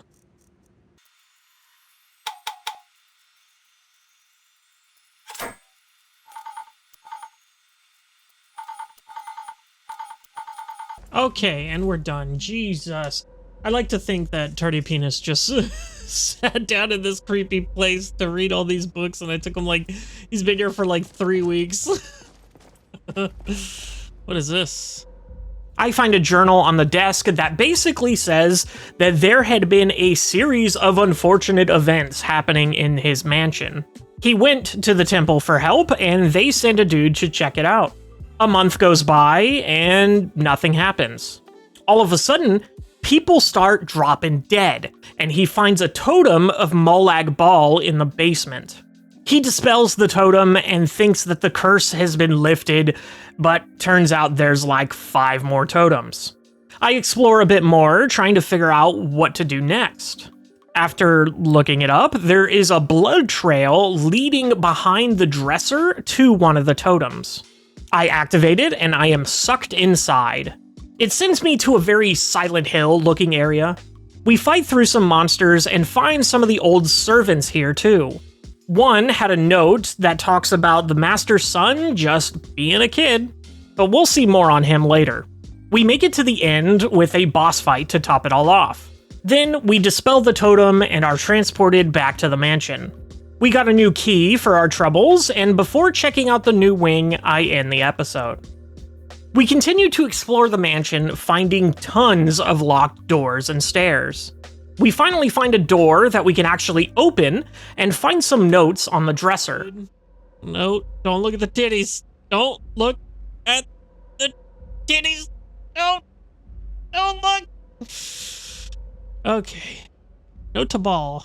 One talked about how Ball was corrupting the kid with stories of black magic and shit. Can definitely see where this is going.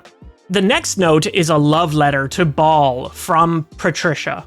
She talks about how scared she is of the child and can Ball keep her safe with his strong, manly arms? Soak it up, Patricia. We got ghosts to hunt. We find another totem behind the bed and are sucked in.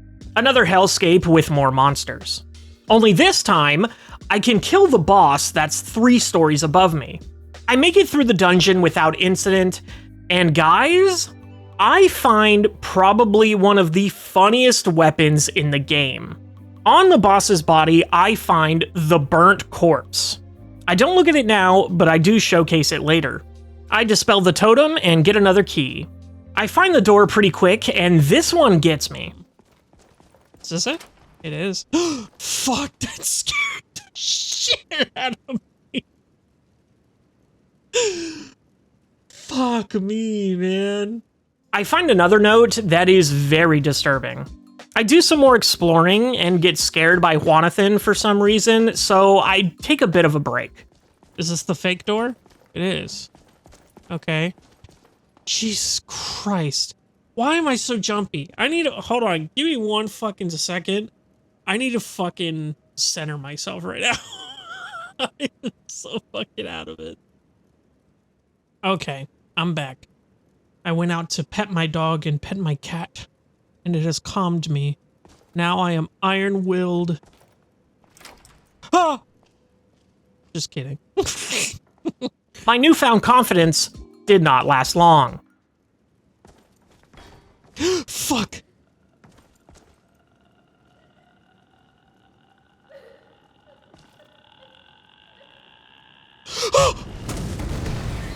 Patricia! You just break my fucking game, dude? I don't know, Magica. Fuck you, bitch! Fuck you! Fuck you! Fuck you! Fuck you! Fuck you! Julia the Crimson. I am not letting go, dude. I am relentless. You are gonna fucking die tonight. Level 666? What do you mean, bro? What do you mean?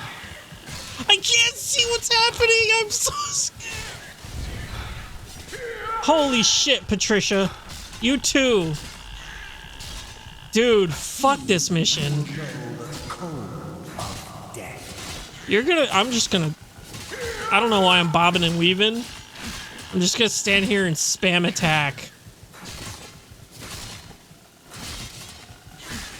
You're gonna die eventually, bitch. I ain't fucking around anymore. Oh, god damn it. I need to go pet my cat again. I was such a pussy. Holy hell. Oh my god. Jonathan, you are truly my rock. I adore you. Fuck me, man. Fuck. Terrifying. I clearly wasn't supposed to be able to kill them, but I do. I head to the basement where I find another note that is, once again, just fucked up and I hate it. Deeper into the basement is where I run into another level 666 monster that ends up one-shotting me. It is at this point that I realize that this is an Amnesia reference. The unkillable creatures, the screen flashing and going wild when you look at them, you're clearly supposed to be sneaking around these things. On the second attempt, I get caught and just book it.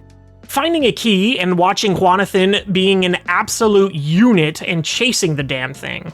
I run ahead and run head-on into another one that once again one-shots me. Third time's the charm now that I know where to go.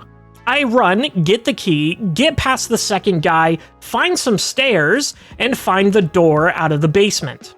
I find myself back in the first wing of the mansion, only the ghosts are real now.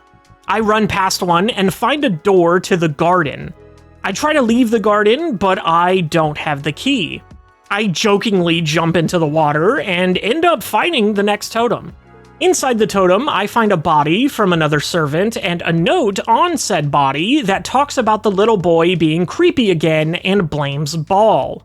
I now find myself in a maze of cages, but thankfully, I can kill things again. During the maze, I actually get my first skill to level 100, which was light armor, because of course it is. Making my way through the maze, I find another body with a note talking about how he saw the boy throw the totem into the water. There's like 3 stories of maze here, but I finally make it to the end and two-shot the boss. I dispel the place and get the North Wing key. Upon entering the North Wing, I end the episode. Deeper into the mansion we go. We clear out the first floor and head upstairs. We find a note talking about a secret door in the mistress's room. Next, we find a key next to a skull. The key is to the vigilance room, where we find his skeleton. In his room, we find another totem. In the totem, I finally show off the burnt corpse. Unfortunately, I couldn't get a kill with it. Make it to the boss, who turned out to be a corrupted version of our boy the Vigilant.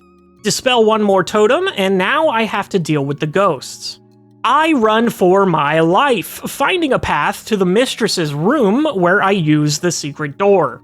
The door leads to a set of stairs, which in turn leads to the black door, which isn't very black if I must say so myself.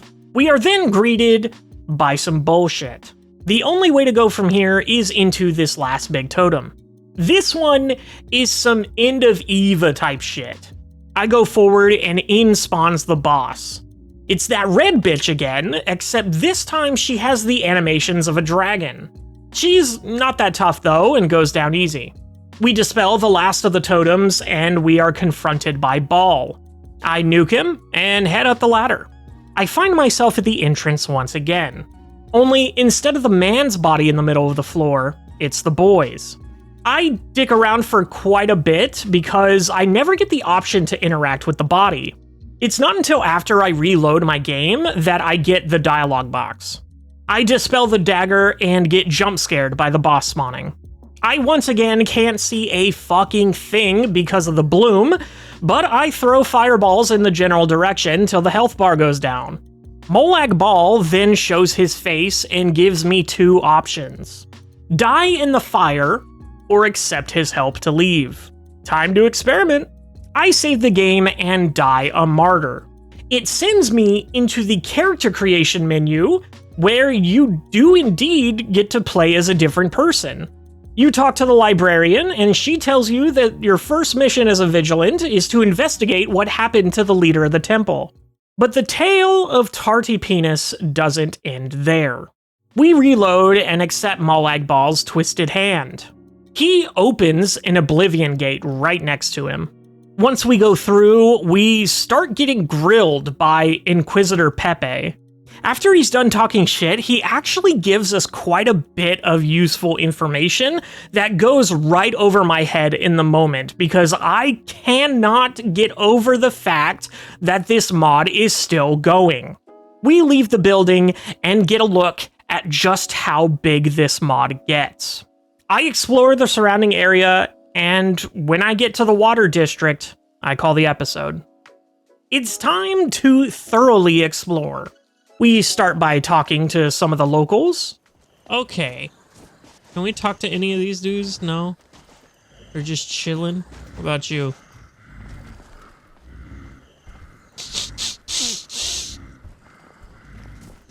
No, you don't want to talk to me? Okay. We go to the general store where we find a shrine to Nocturnal. This shrine has damn near every key for this entire place.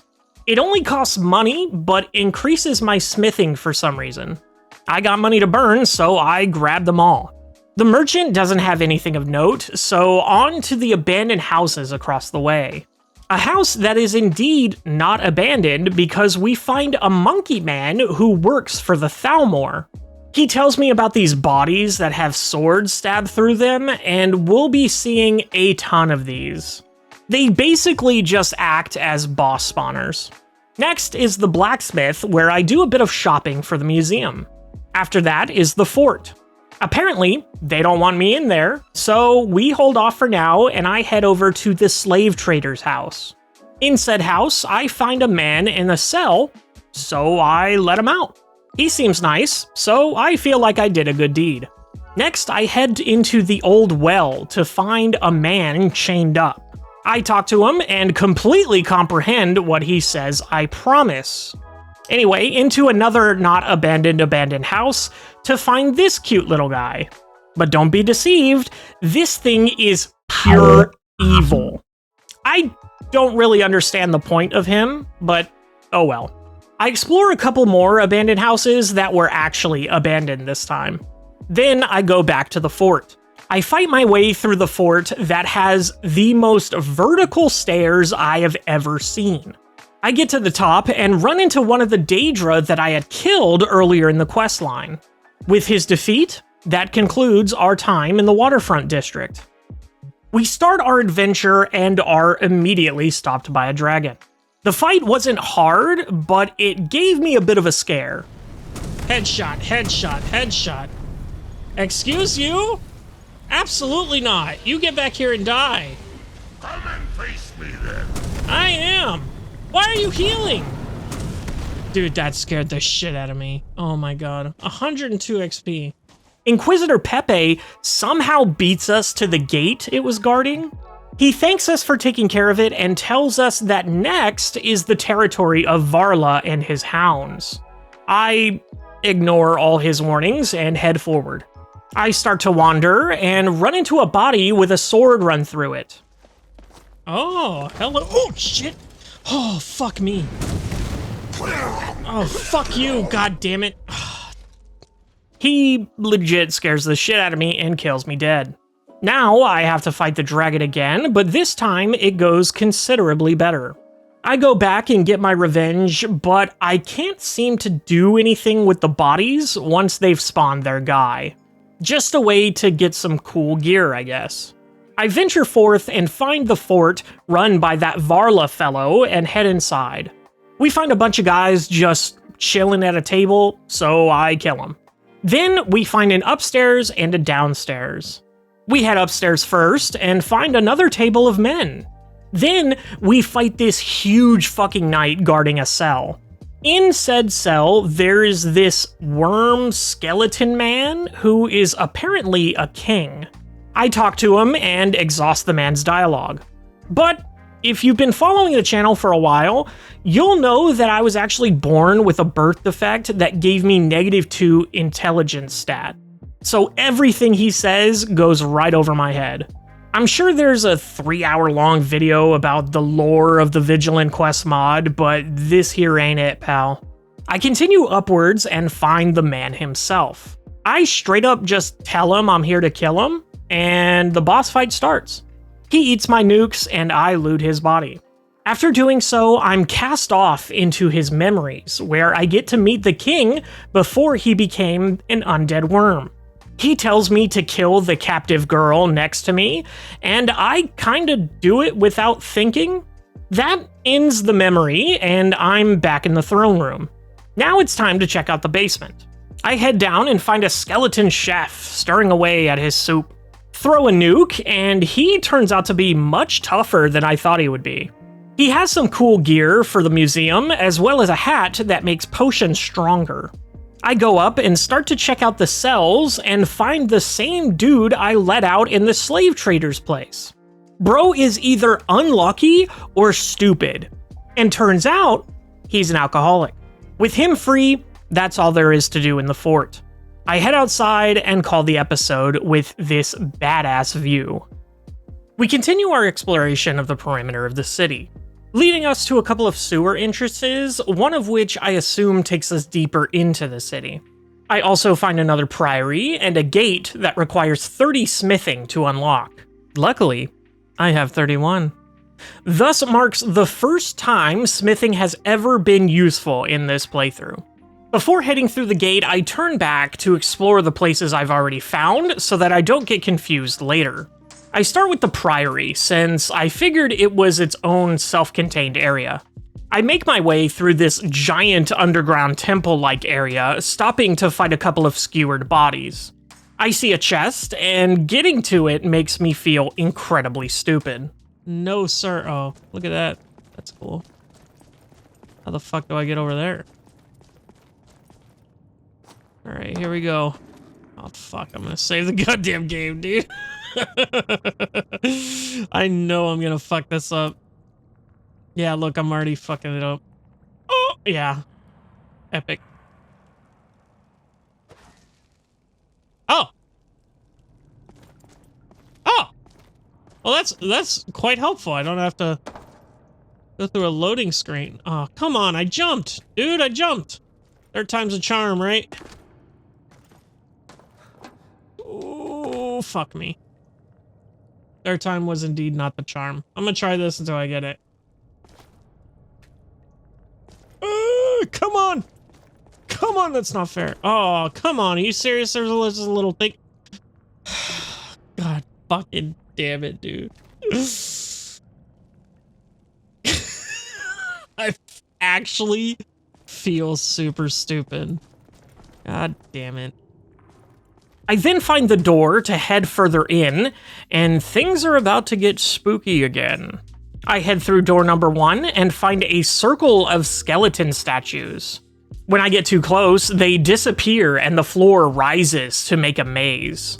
In the maze, the skeleton guys have spread out and hurt the shit out of me when I get close. The worst part about it is that they only move when you're not looking at them.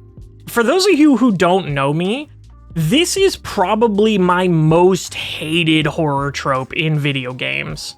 I absolutely hate this shit, and I let them know. Okay, fuck this. Fuck this. Fuck this. Fuck you. Fuck this. Fuck you. Fuck you. Oh, you son of a bitch. I was right there, you fucking piece of shit. The next room had a skeleton man with glowy bits that slowly makes his way towards you. He hurts if he gets too close, but he's none too scary. The next room makes me start the whole thing again. Okay. Okay, you know what? Fuck. What the fuck was that? Turns out it's actually just a really fast version of that one place from the beginning of Ocarina of Time. Just gotta dip in and out every once in a while, but again, not scary. The next room is a total trip. That kills me. Well.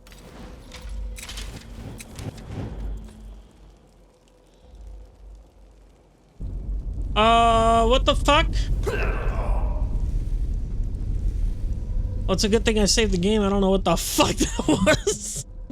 The trick to this room is that it changes your perspective to be the center of the room that has the skeleton on fire, but your controls stay relative to your character. So you have to semi-blindly navigate to find the exit, all while this glowing skeleton from earlier is floating down chasing you. Luckily, I get through it pretty quick, but man, is it disorienting. It's hard to tell from the clip, but yeah, that's what's happening. Super trippy. Next room, we have a boss. He can shoot through walls, but he's none too tough. The next room, I immediately get a sense of fuck this, and just decide to full sprint through it. Good thing I did too, because it was more of those bullshit statues I hate. The room leads to a shortcut that takes me back to the entrance, and I get the fuck out of there. Next, we head to the Inquisition Court sewers. The layout seems to be a normal sewer, but is filled with those creepy, fleshy monsters that make me make weird noises. At least I can kill these things. Oh!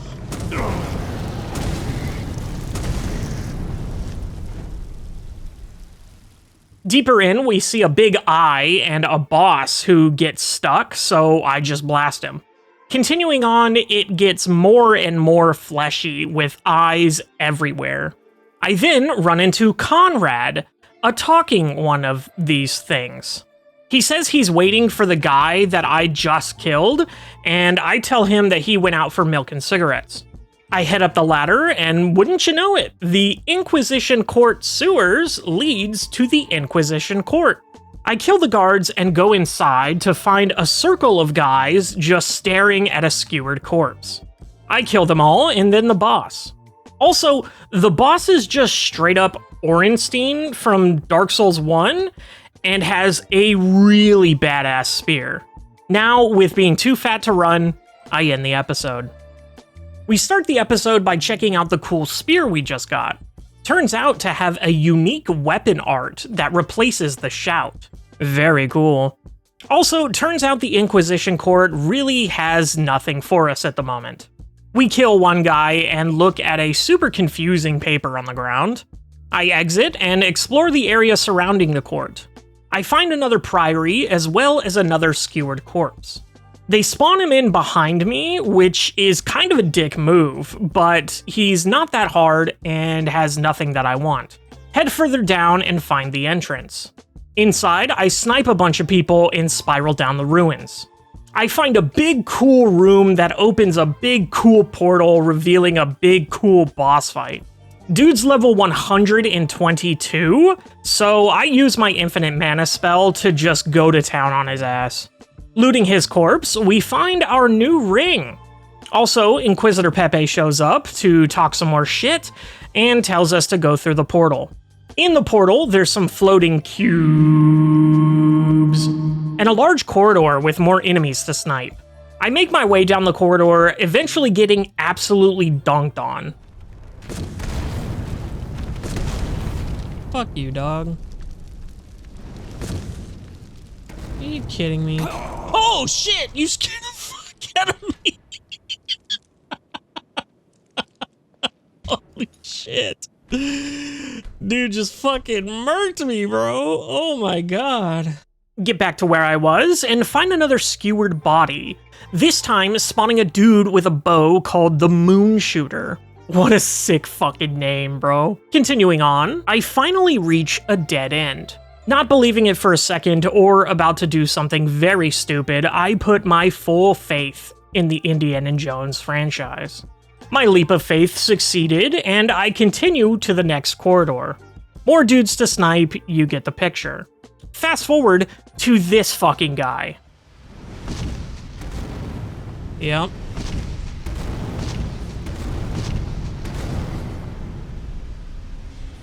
Oh shit! Oh my fucking god. I recover and give him an ass whooping, but don't need a ton off his body. In the next room, we see a man just meditating in a force field, and once again, Pepe is here to talk some shit. He tells me he wants me to end him. I ask for some backstory that goes right over my head, but then I figured I'd just kill him. Though I'd have to find out how. I think I sequence break this a tiny bit because my spear is able to go past the force field and kill him. Pepe says that with him dead, the barrier is weakened, and the Grey March is now here. I don't understand what that means until I get blindsided by a boss. Man deserves. Ow. Dick. Whoa, whoa, what the fuck? Oh my god, what the fuck is happening here? Hello, how are you? I'm dead. This time, I back up to see his cool entrance. Then I get to have a proper fight. But while I was running away, waiting for my magicka to recover, I accidentally run straight into him. Third time's the charm, and I actually kill him this time. Though his body doesn't drop, so there's nothing to loot. With that, I am done here, so I head back outside to find out that the weather has changed because of what I did. Also, there are now these huge crystal formations everywhere that spawn enemies. I'm sure that won't get annoying. I continue exploring to find a barrier tower with a high-level enemy who dies the same amount as his brethren. Apparently, he was protecting nothing, so I just end the episode there. We start the episode by fast-traveling to our most northern point, then immediately getting fucked by the enemy spawner. Running past it this time, we head into a cave close by. I spend way too much time painstakingly mapping out this whole cave, eventually finding the boss here, the Mountain Eater. He indeed eats mountains, finding a ton of ore on its body, as well as some stuff for the museum. I then find an entrance to an underground lake and head in deeper. Turns out not just to be an underground lake, but a whole ass fort down here. I get to snipe some people as I make my way through the fort. Finding a door to the surface where I find another boss, but this one gets two-shot. The boss was guarding another priory. We find a really cool scene of this dead dragon pinned to the ground. In the next room, we find a locked cell with the Black Worm. No idea anything about this guy, but he asks nicely to be let out. I oblige and lose some karma for some reason. I talk to him again, and he actually sells stuff. A ton of summoning spells that are super cool. I buy every last one of them and talk to him about some lore stuff. In the cell next to him, there's another skewered body. This motherfucker has the goddamn Moonlight Greatsword, bro? I am for sure fucking taking that thing. Continuing to the next room, I find a key that unlocks a trap door to go down even further. From there, I accidentally run into a skewered body, and out comes my boy Solaire, dude. I don't want to, but I take him down, and I have to take his gear. That seems to be all that can be done here, so I make my way back outside so I can fast travel. Next on our path is another fort. Unfortunately, the only thing of note here was another skewered body, but this time I don't recognize him. I don't need his stuff either, so I move on. Now that we're outside, I end the episode off there. Continuing our journey of exploration, we head northeast to find another barrier tower. Sitting outside said tower is residential badass Pillinall Whitestrake. Now, this guy is cool for a multitude of reasons. He has a cool invisible sword that does crazy damage. He's fighting me one-handed because his other arm is all fucked up, giving me huge Artorias vibes.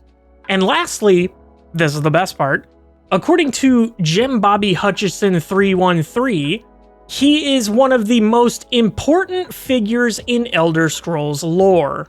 And he wasn't fucking around. This guy's wiki page is extensive. I'm not going to dive into it here, but definitely check it out if you're interested. After putting down this absolute legend, of course all his shit needs to go into the museum. When I approach the tower he was guarding, it asks if I want to join with his consciousness. I accept and spawn within his memories, surrounded by bodies and a doggy. His name is Korn with a forwards K, and of course I pet him. Are you crazy? You don't even have to ask. Then comes trouble. I go to start a fight with these guys, and I apparently wake up the whole goddamn neighborhood, cause these guys just keep coming. It takes me a couple of tries, but stealth turned out to be the best play as always. When I get close to the statues in the next room, it spawns a boss mob right on top of me. Of course, he kills me, and I have to do it all over again. I die some more, but ultimately come out on top. Only this time, I anger the pupper. I try to kill him to get him off my ass, but he's invincible. He doesn't do any damage to me either, so it's just something annoying I have to deal with now. Luckily not for long, because when I fight the next boss mob, he leaves me alone. In the next room, they make me fight 2 boss mobs, followed by another room full of dudes. Then, a fight with 3 of the fuckers. And finally, a fucking door.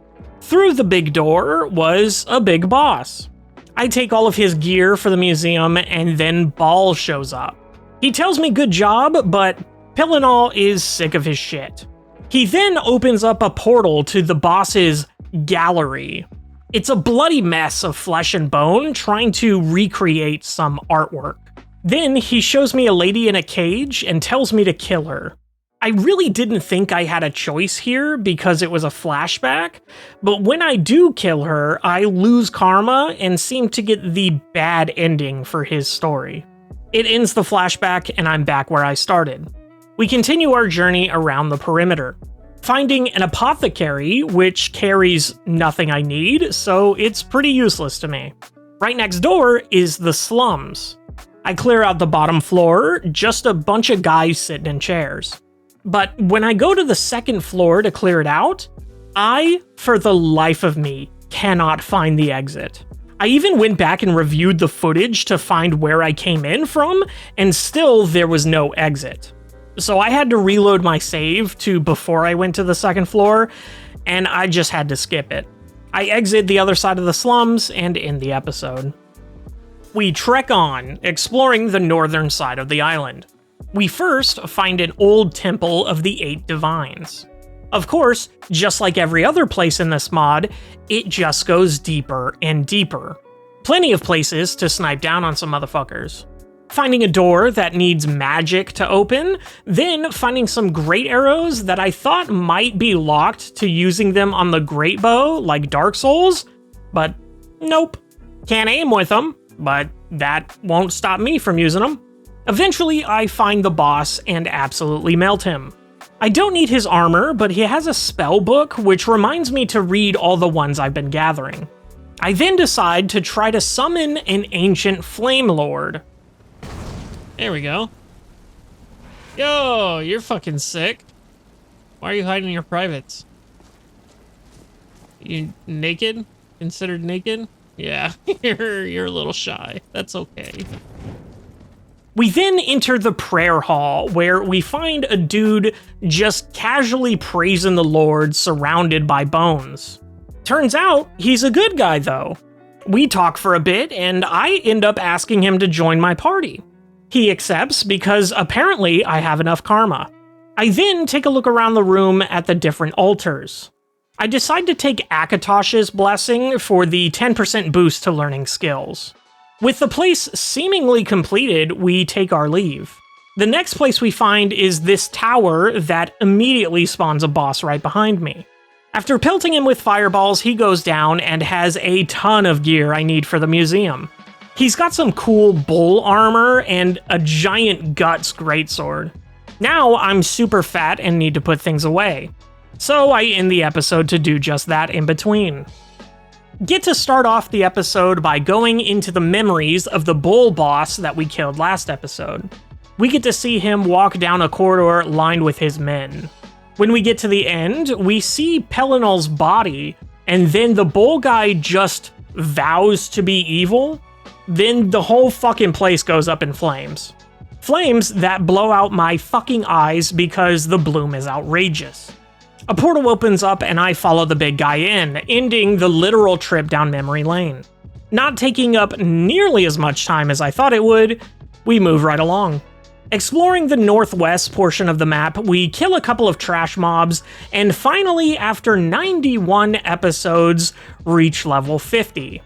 I even get an achievement for it, which I find hilarious that after 100 episodes and 223 hours in-game, that I only have 32 total achievements.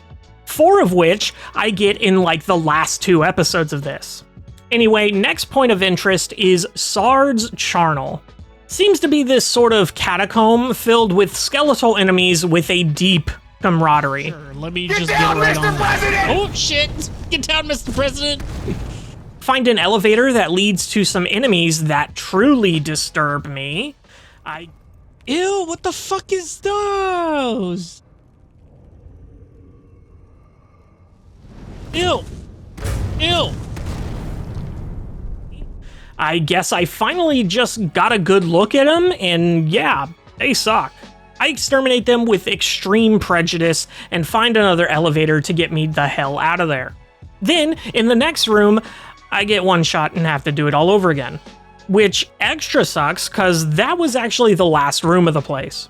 The door to the ossuary was right there, bro. In said ossuary, we find an absolutely huge room with a ton of cubby space. There, we are confronted by a boss who tries to be a cool guy, but falls short. He doesn't have anything cool, but the body he was talking to does have a couple of rings. Head back to the start and leave. While exploring, the devs pull a sneaky one by putting a skewered body behind a corner, thus triggering it to fight the boss mob without seeing it first. However, it didn't get the best of the always prepared penis. Back to adventuring, we finally start to head south towards the front gate of the city, running into a small village overrun by scorpions with only 2 houses to investigate. And only one of them turns out to be of any use. Another skewered body, this time it's Adam the Smasher, which I can only think is a reference to Adam Smasher from Cyberpunk 2077. Leaving the town behind, I find a stable near the front gate. They sell skeleton horses and skeleton unicorns. I buy the unicorn just to have it, even though I do have that cooler other horse. Now is the time to clear out this big bridge. I'm able to get the high ground and snipe the crap out of these losers. I loot them all and head across the bridge, running into the biggest bitch I've seen in a while. Though, turns out, he's not a bitch, and is a gentle giant. He tells me about his friends, whom he really seems to admire. Unfortunately, he refuses to let me pass. I decide to save my game and kill him, even though I really didn't want to. To my total surprise, I actually gain karma for killing him. I feel dirty, but I don't reload, deciding to wipe my tears and continue down the bridge. I am greeted by an epic sight of orb. Going to the bottom of the orb lets us enter it. And boy, it is pretty cool looking in here. Work my way through, killing people, getting killed, you know the drill. There's a couple of floors to this place, all leading to a cool throne room. Sitting on the throne with a sword in his chest is Jigalag. I take the sword out, and the boss fight starts. This motherfucker is level 250 and is tanky as fuck. I use my infinite magic spell and machine gun the hell out of him. Even that isn't enough to take down this asshole. But one more fireball after my spell runs out is barely enough. Ironically, there's nothing I need from him. I can't even sit on the damn throne properly. I exit and see someone waiting for me on the bridge. He's a bishop who sells some spells. After our chat, I head back to the front gate to find out that all the big crystals that spawn enemies are all gone. That alone is a huge victory. Passing the front gate, we find a cave nearby that we will explore in the next episode. Heading straight into the cave, the only thing of real note is the boss at the end. A big ol' one of those roly-poly things we've been seeing running around, giving us a helmet made from its shell. Cute. On to the next cave, which is supposed to be a secret, but it has this big title card and a map marker. Inside the secret cave is a huge temple that is indeed filled with Mara worshippers. Once inside, we get to fight the fat boy himself, Smo, from Dark Souls. There is no way I'm not taking his gear for my office. Having acquired the key to the temple from him, we head in and slaughter the rest of them. We find another skewered body with a guy that means nothing to me. Deeper in, we find a room full of spiders along with a spider boss. It's not until after I kill her that I see she had her titties out the whole time.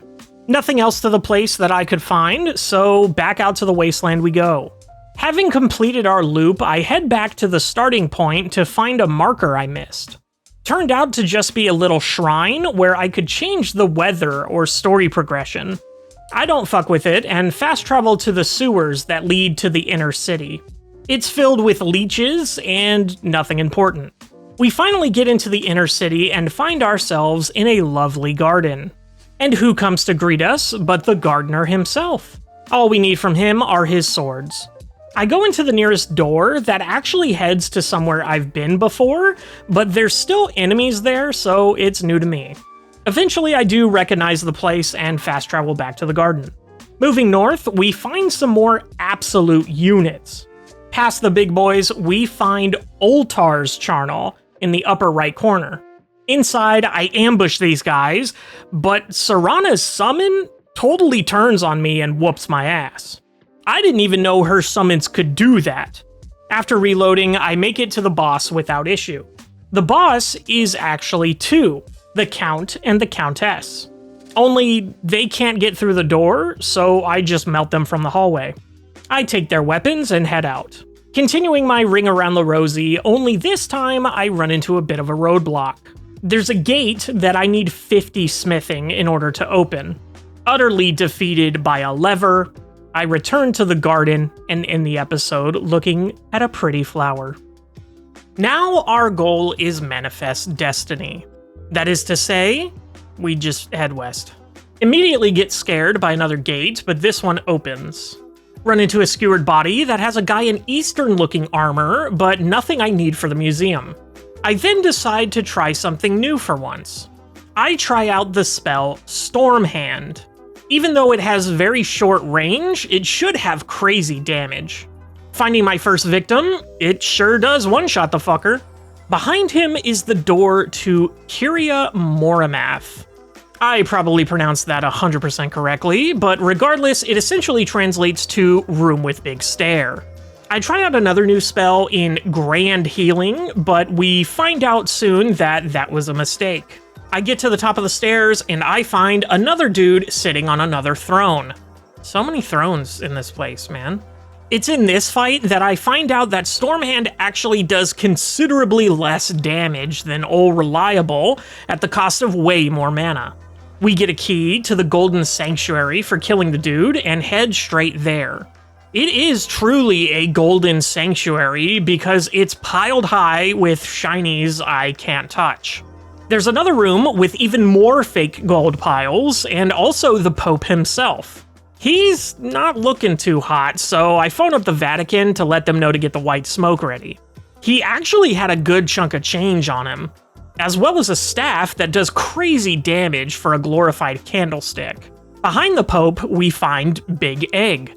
In Big Egg, there's a ring for the museum, and 99 hearts, 99 flesh, and 99 skulls. Epic. Next to Big Egg is a skewered body that spawns in Scrooge himself, because where else would he be? He has a giant anvil hammer that has enemies dropping more gold when killed with it, which is pretty cool, and I might use later to farm if I ever see any more money problems again. Leaving the Cave of Wonders behind, we continue west. I get to have another fun paralysis trip.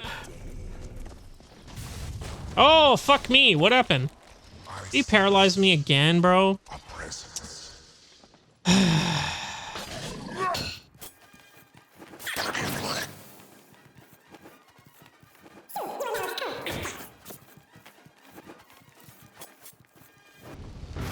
Holy shit, I'm alive. Okay.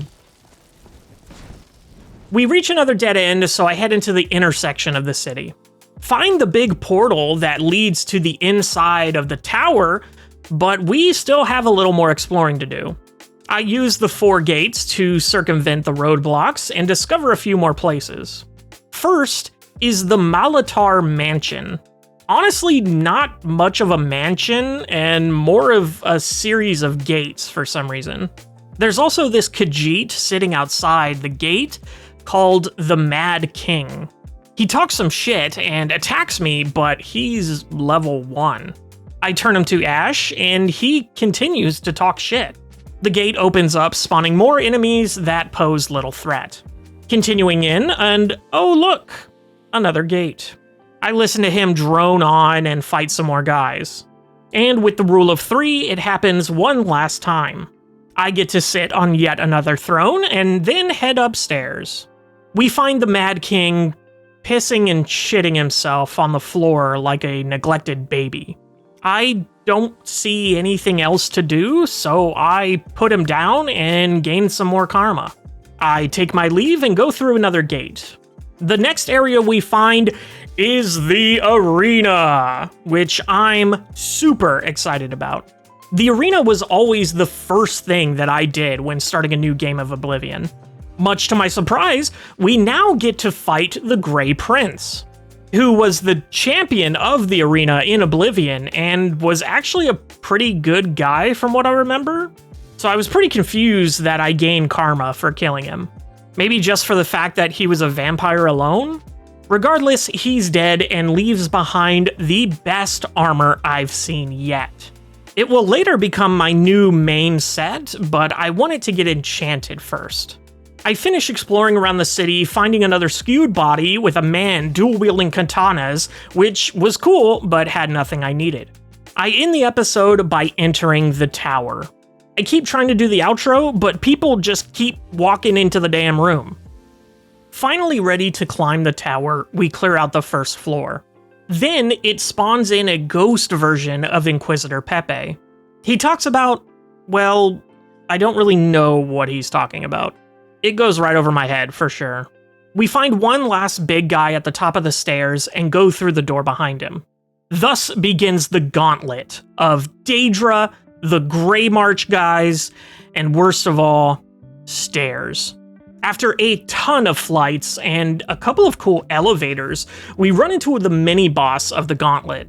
A guy dubbed the Fool Killer stands before me, and I feel like he's specifically put here to kill this fool. I cinch up my bladder and start the fight. All the fear I felt immediately melted away from me when I realized he couldn't get through the door. When he dies, I take the key to the next door and talk to another Pepe ghost. He tells me that in the next room, I'll be fighting Alyssa herself. She has been talked about and hyped up this entire journey, so I was pretty excited.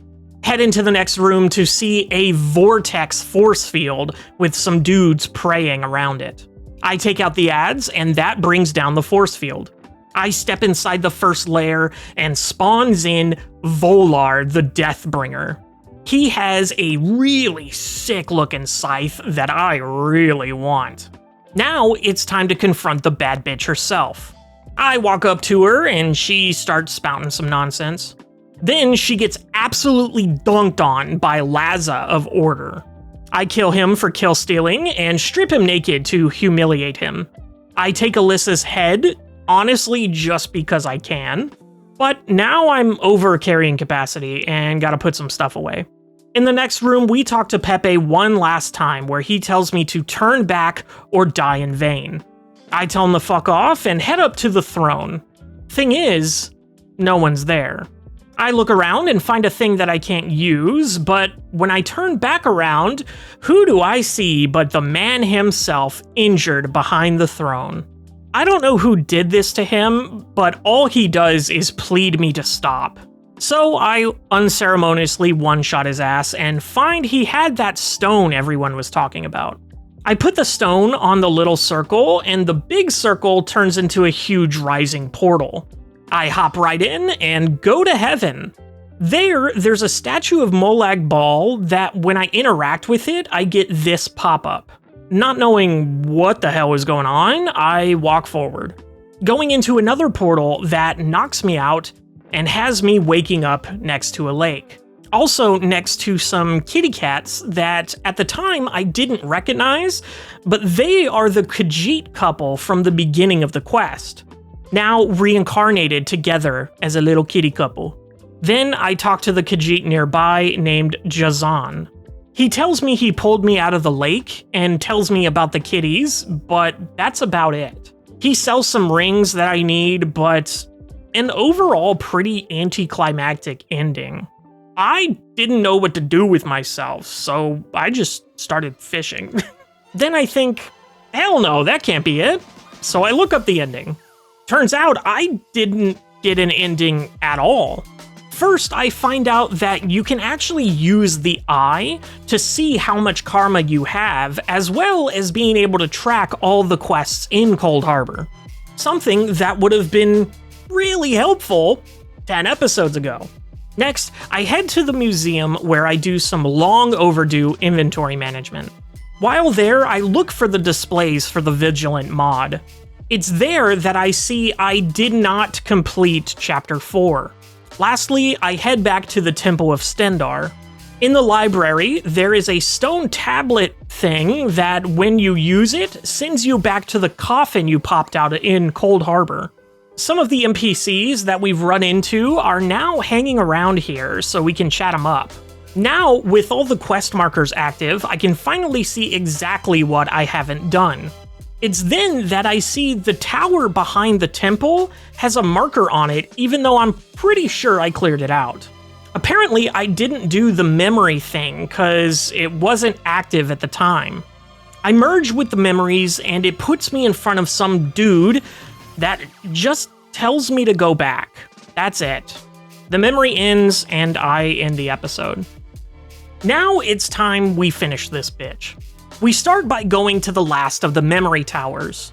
Only this time, it's not much of a memory. It's literally just a cave with a bull man overlooking a little baby basket. Only thing I can do is touch the baby basket, and it gives me a fucking Elder Scroll. Now that I've got a fourth fucking Elder Scroll, the quest marker updates, sending me back to the First Inquisition court. Back to that mysterious body with that weird piece of paper next to it. The plaque next to it has a word missing, which is obviously bull, and saying so opens a secret door. These guys thought they would be okay hiding in the walls, and they almost got away with it too. At the end of it all, there's a big swirly bit that dies with the 3 guys I blow up. It reveals 2 more fucking Elder Scrolls, but these I don't get to keep. I also have to give up the Bull Elder Scroll in order to open a portal to who the fuck knows where. Gotta be a good time though. We spawn in someone's office, and it looks like they had a prank pulled on them. A bull wearing the Amulet of Kings. Truly very funny. We do the obvious thing and talk to it. Turns out we can give him the nose ring we got from the boss, and when we do, he transforms back into a man, sort of. He thanks me for saving him and tells me how he came to be so epically pranked. Turns out the Elysians are funnier than I thought. We then admire the fan art on his wall. With all of that taken care of, we are teleported back to the court, and the quest is completed, so we move on. The next couple of things we try turn out to be a waste of time. We head back to that place where that Khajiit guy was pissing himself next to the skeleton. I can't find anything to do here, so I take the time to look it up. Turns out I should have interacted with the skeleton before killing him, because it gives me a flashback, or whatever, who cares. I then try to head over to this other quest marker, and for the life of me, I just can't find a way to it. So, on to the next quest marker for a cave that leads to a cemetery. There, we find the slave trader's body, whose little side story I really don't care about, to be honest. I'm a breeder, not a reader, so all these little sticky notes he's been leaving in my lunchboxes ain't doing it for me. Cool little ring, though. It wants us to interact with these crosses, and when we do so, sends us to a funeral. A funeral for our dead sister, Martha.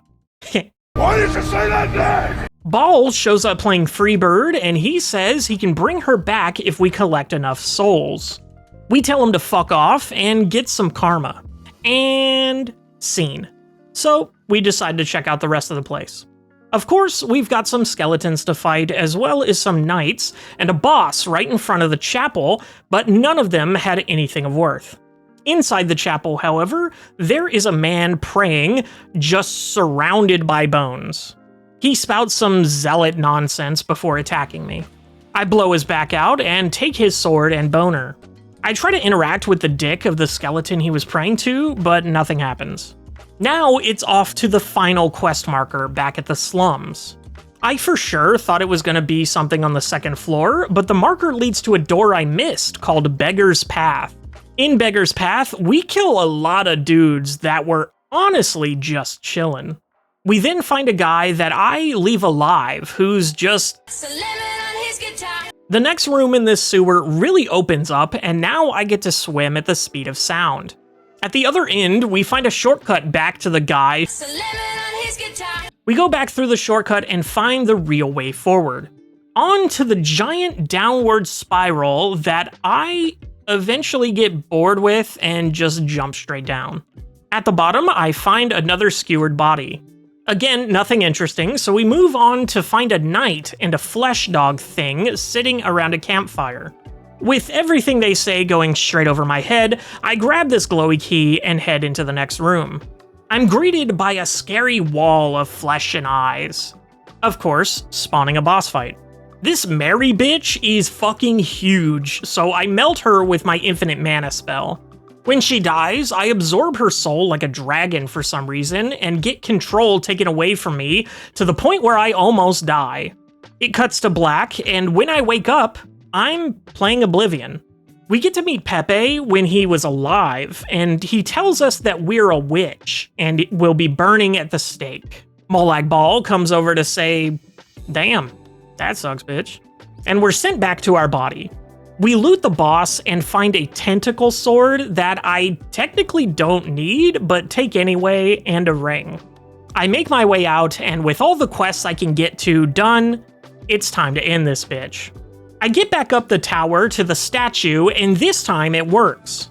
It sends me somewhere else and gives me a Sandman to interact with. Doing so gives me another flashback where I get to sit down with Pepe and interrogate him about a stone. We get nowhere, so I leave, leaving the dream as well. I jump down to head to the next Sandman. This one sends me to a desert where this guy, Maruk, just monologues. Next to the dead tree in the center is a skeleton of a bard, and after I loot him, Alyssa herself pops up behind me. I talk to her, and nothing happens. So I talk to her again and lose karma. But at least it ends this time. Back to wherever this is, I try my best to parkour over some rocks to get to the next marker.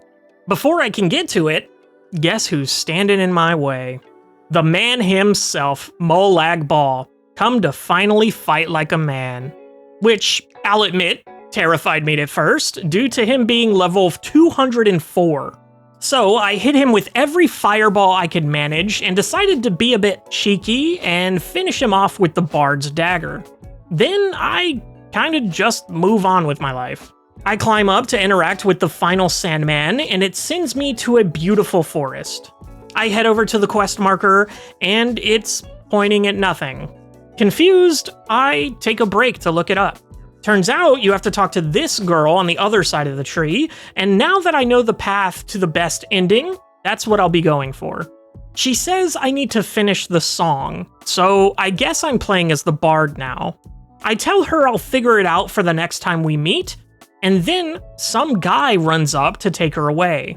I stand there waiting an hour, and a lute spawns for me to touch. The bard says that she died off screen, then spawns us in front of her grave. He proceeds to spout some poetic shit that I'm sure is really good, and I'm just an idiot. Then, a nice little touch with the music changing to have what I assume is her singing and the bard playing. Also, the song kinda slaps. I like it a lot, and I think it's a cute detail. We walk away from the grave and find Molag Bal hanging about. When we talk to him, he's super confused about why we refuse to bring her back to life. We just call him a retard and he asks for our name. We get 3 choices, and depending on your answer, you get a different permanent buff. We give him the name of the greatest randomly generated Skyrim name that has ever been produced, and we get a small 5% magic resistance. We head for the exit and come back to a crumbling statue, having finally completed the Vigilant mod. I head back to the museum to check out the dynamic displays for each chapter. After reading them all, I take the time to shout out the video I followed to get the ending, and do a bit of gushing about the mod before ending the episode. Deciding on what to do next, there's another big mod called Worm's Tooth that I wanted to check out, but its trigger is locked behind our next main quest. So, we now have our goal. We fast travel to Iverstead to start our journey up the mountain like they've been wanting me to do for the past 90 or so episodes. I climb the mountain, reading some lore, and meeting some people who have nothing interesting to say along the way. Reaching the top, I head inside and fuck with this guy's pathing a bit. He asks for a demonstration, and I give it to him. We talk for a bit, and he gives me the second word to the most iconic shout in the game. They want another demonstration, which gives me the opportunity for some elder abuse.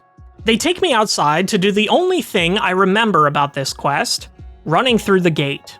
After impressing them with my ability to press the Z key, they send me on a fetch quest. I then proceed to get lost for about 20 minutes in this goddamn dungeon that isn't long or big in any way, I'm just dumb. Finally make it to the end to get a new dragon slur. I then find a series of rocks that when passed open some gates, clearly wanting me to use my new movement tech they gave me.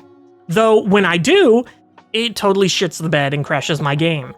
Ironically, when I get back, it takes several attempts to actually do it. Apparently, the game didn't like the fact that I did it on my first try, so it proceeded to fuck me over and over and over again. I finally get through and get to the place where the horn should be. Only, the horn isn't there, and in its place is a note that reads, "Dear Dragonborn, haha loser retard get fucked. I took your horn, and if you want it back, I'm at a love hotel with your mom. Come rent a room. Yours truly, the Giga Chad Guardian." I go to the hotel and buy a room ready for some prime NTR or CBT, but to my surprise, the nice woman I bought the room from comes in and just gives me the horn.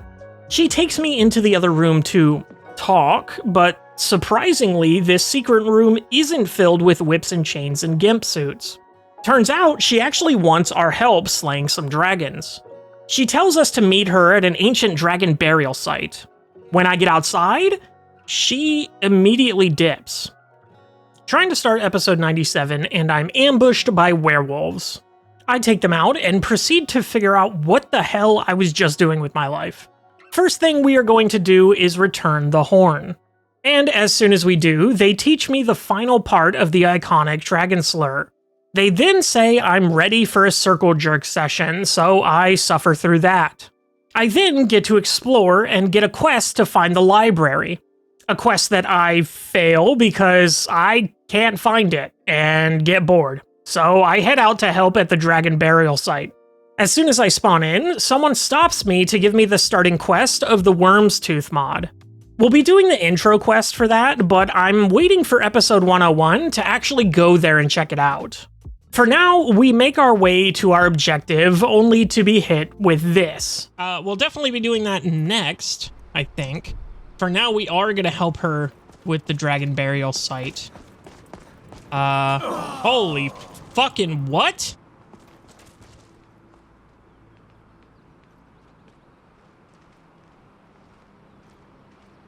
Oh.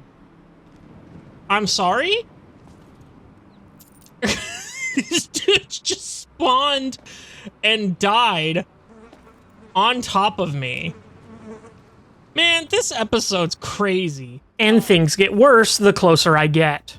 Interesting. And this is back.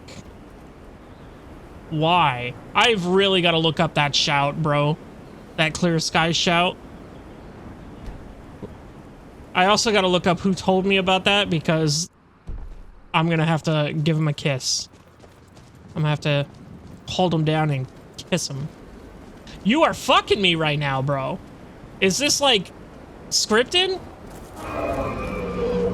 Because that's not fair. Visibility is none right now. Can't see a goddamn thing. And they expect me to fight a dragon? By some miracle, I find the lady and then get to watch a cutscene of the bad dragon. Evil. Evil dragon. Not bad. Resurrecting another dragon. I then get to fight said dragon, but luckily the weather clears up. It goes down easy enough, so now this bitch believes me about being the Dragonborn. We get to talk to her, and turns out that she's a blade. You know, the guys that were way cooler in the last game? She talks about how she thinks the Thalmor are behind the dragons coming back, but doesn't actually know shit. She said she'll get with us later, so I go off to do a different quest. The intro quest to the Worm's Tooth mod requires us to meet a man at a pub in Whiterun.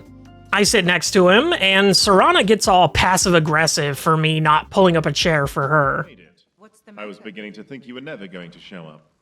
Okay, Serana, just sits at a different table and stares over at me like you couldn't pull up a chair, bitch. Calm down. I received your message. It sounds like you're having trouble with a dragon. The guy starts by saying he's got a dragon problem. He works for the East Empire Trading Company, and their caravans have been burnt up by said dragon. There's a 10,000 gold bounty on it, and we're not the only person they're hiring. After talking to him, he did the Batman thing where he disappears right after talking to you. I'll be waiting here for your return. You want a drink? Godspeed, Dragonborn. No? Thank you? Okay. Oh, and he's gone? No, he's right here. He just moved seats. Okay, cool. After that goofy encounter, we go and meet up with the other mercenaries near Falkreath. They say the dragon is roosting nearby, so I start to follow. When we get there, I am once again paralyzed because it gets funnier every time. The dragon flies over and starts talking about how if we want him, we can find him in Worm's Tooth, and he talks about the amazing fight we'll have because I'm such a great warrior. Even though he just picked me up by the scruff of my neck like the pussy I am. Luckily, the mercenaries I was with did the wise thing to not make fun of me. Serana, however, did a little dance, I think, to make fun of me. I explore the area and find a dragon slur. Then it's back off to the bannered mare to give a report. For some reason, my guy is working in the kitchen. When I go to talk to him, a different man spawns in to give me a hug. A hug that was so nice, it moved me. Being surrounded by death and chaos all the time has really hardened my penis. And to have a complete stranger embrace that hard penis, it really melts my heart and softens my Tar-Tei Penes. I give my report and he tells me there's a ship that will be waiting for me to take me to the mod. But again, that'll be for later. Then, for some reason, people just start to spawn on top of me. Like, a lot of people. Scared for my life, I run to the palace to enchant some of the new gear I got from Vigilant. Got a new pokey stick, new bow, new clothes, new shoes, a whole new fit for my penis. While testing out my new toys, I accidentally clip a guard and aggro everyone. However, they immediately give up. So, cool. We head back to the inn to meet up with our blade pal. She suspects the Thalmor have something to do with the dragons returning, so she wants me to do a sneaky and infiltrate a Thalmor party to then slip away and find some juicy deets and slip out unnoticed. That's the plan, anyway. We're off to meet our contact to get into the party. We meet him in solitude, picking up our buddy Cat Vegetable along the way because he deserves to party every once in a while too. We meet the contact and give him all our gear to sneak into the party. I debate giving him all my gear just to be funny. I wanted to see him try to sneak in 400 pounds worth of shit. But I end up just giving him my weapons and armor. Now, I'm just a naked penis. But not for long, as I head to my next objective where they give me clothes. But before then, I die. All because I gave away my moon shoes. Anyway, we got our clothes and hop in our new ride to the party. When we arrive, we are immediately harassed by the local homeless, so I spit on them like a true noble. Gotta blend in. I make my way inside and meet the host. While talking, I'm saved by my contact at the bar. I tell him I'm ready to start the mission, and he wants me to cause a distraction so that we can leave. I dick around a bit, but I don't really know what to do. So I decide to make a cut and come back when I figured it out. I did not figure it out. So I decide to just start talking to people. The first guy I talked to, however, turned out to be the key. The homeless man from before. Turns out that if I give him some beer, he'll do whatever you ask. So he gets everyone's attention and we sneak out to the kitchen. I get my shit, so it's sneaky beaky time. I immediately fuck that up and start slinging fireballs. Stealth is officially out the window, so I start killing everybody up in here. After my crime spree, I finally find the notes I was looking for. While I was searching, I heard people talking, so I threw some fireballs that way, and turns out I should have paid more attention because it turned out to be friendly fire. Oh well. We find a prisoner in a cell, and turns out that he's a part of the Thieves Guild, so we rescue him, and he shows us the way through a trap door that leads to a cave. Outside, there's a bunch of people fighting, but it's got nothing to do with me, so I fast travel away back to Riverwood. Find the Blade Lady, get all my shit back, and tell her the bad news that they don't know shit either. I tell her they're looking for some old dude named Esbern. Apparently he's some higher up in the Blades and is hiding in the Ratway. We go right to him and he is easily convinced. He starts to follow me and I raid his house for valuables. Getting everything I want, we head back to the inn. The Blades are reunited and we head downstairs. They talk about a bunch of bullshit that ends up with us having to go to a temple to look at a wall. We start the episode off right by dying to a dragon, of fucking course. Not just once, either. Luckily, he breaks long enough for me to kill him. Weird that it didn't turn into a, skeleton. Oh, okay. Okay. Now, with the path clear, we head down into the cave and, well, clear a path. Up until we reach this stupid puzzle. This puzzle had me stumped for a good while, and it didn't help that the children were fighting. Turns out that I had to wait for them to stop fighting so that they could tell me the answer. Then, in the next room, they almost get me killed because they're pathing straight to me even though I have to navigate a floor full of traps. I take a breath, heal up, and head to the next room where they want me to offer my blood to open a door. Oh, goody here. Let's fucking cut ourselves, shall we? A little cut on my penis never hurt nobody. It's coming to life. Finally, in the temple, we find the wall. Now, this part kind of pissed me off. I cut out about an hour of troubleshooting. This old dickhead wouldn't talk about the wall. He would just say, okay, and light a torch, but nothing else. I tried everything. Disabling him and re-enabling him in the console, leaving, coming back, saving, quitting. Nothing was working and I was starting to give up.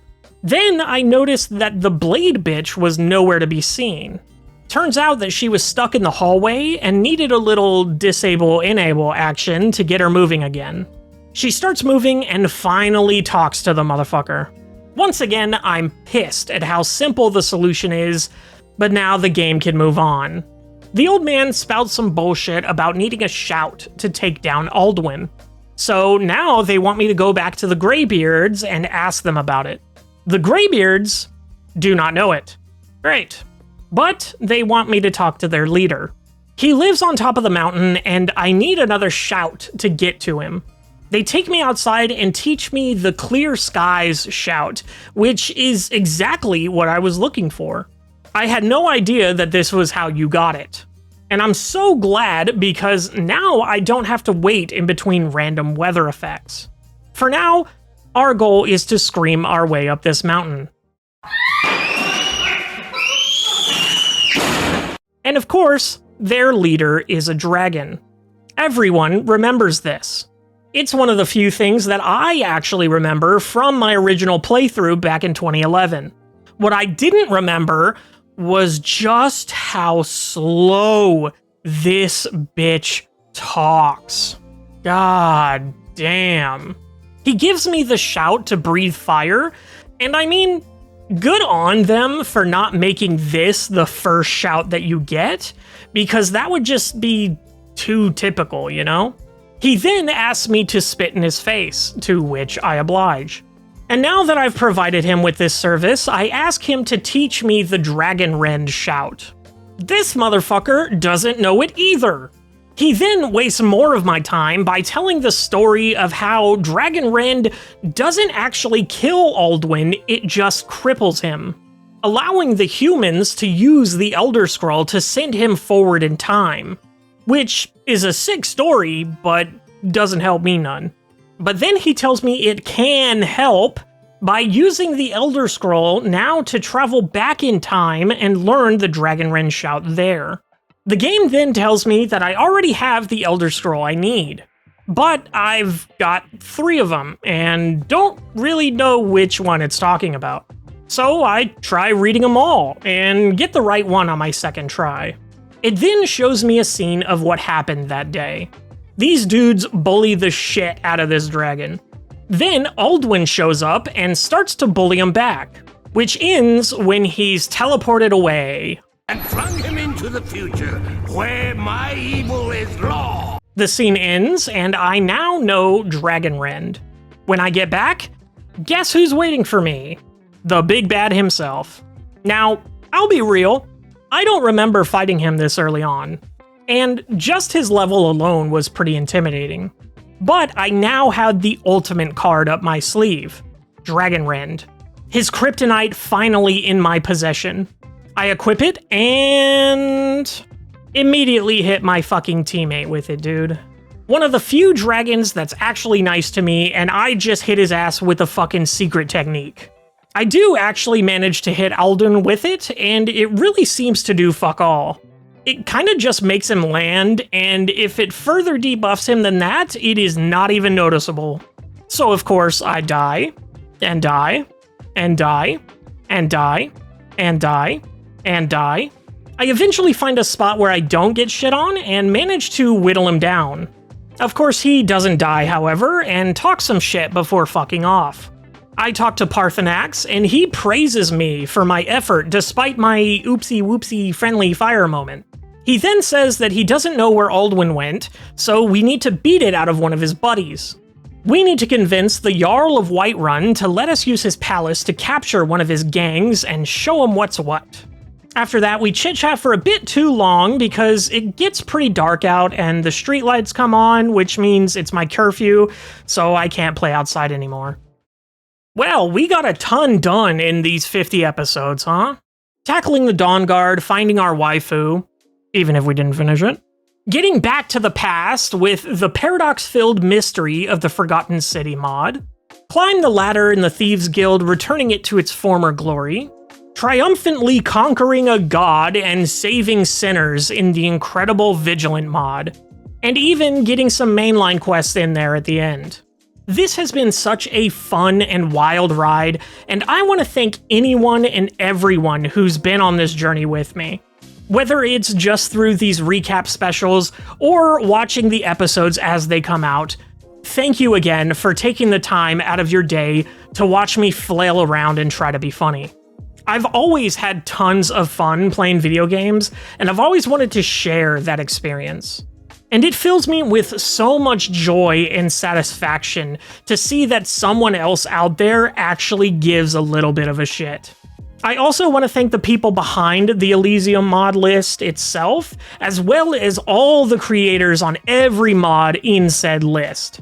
Unfortunately, I can't shout out everyone individually, because then the video length would be ridiculous. But enough with the sappy shit, you know what to do. Hit subscribe, ring the bell, comment your favorite Toad suck, get in the description and send me an email with your credit card information, call your parents. They miss you, retard! Don't send me that email. I'll see you in the next one.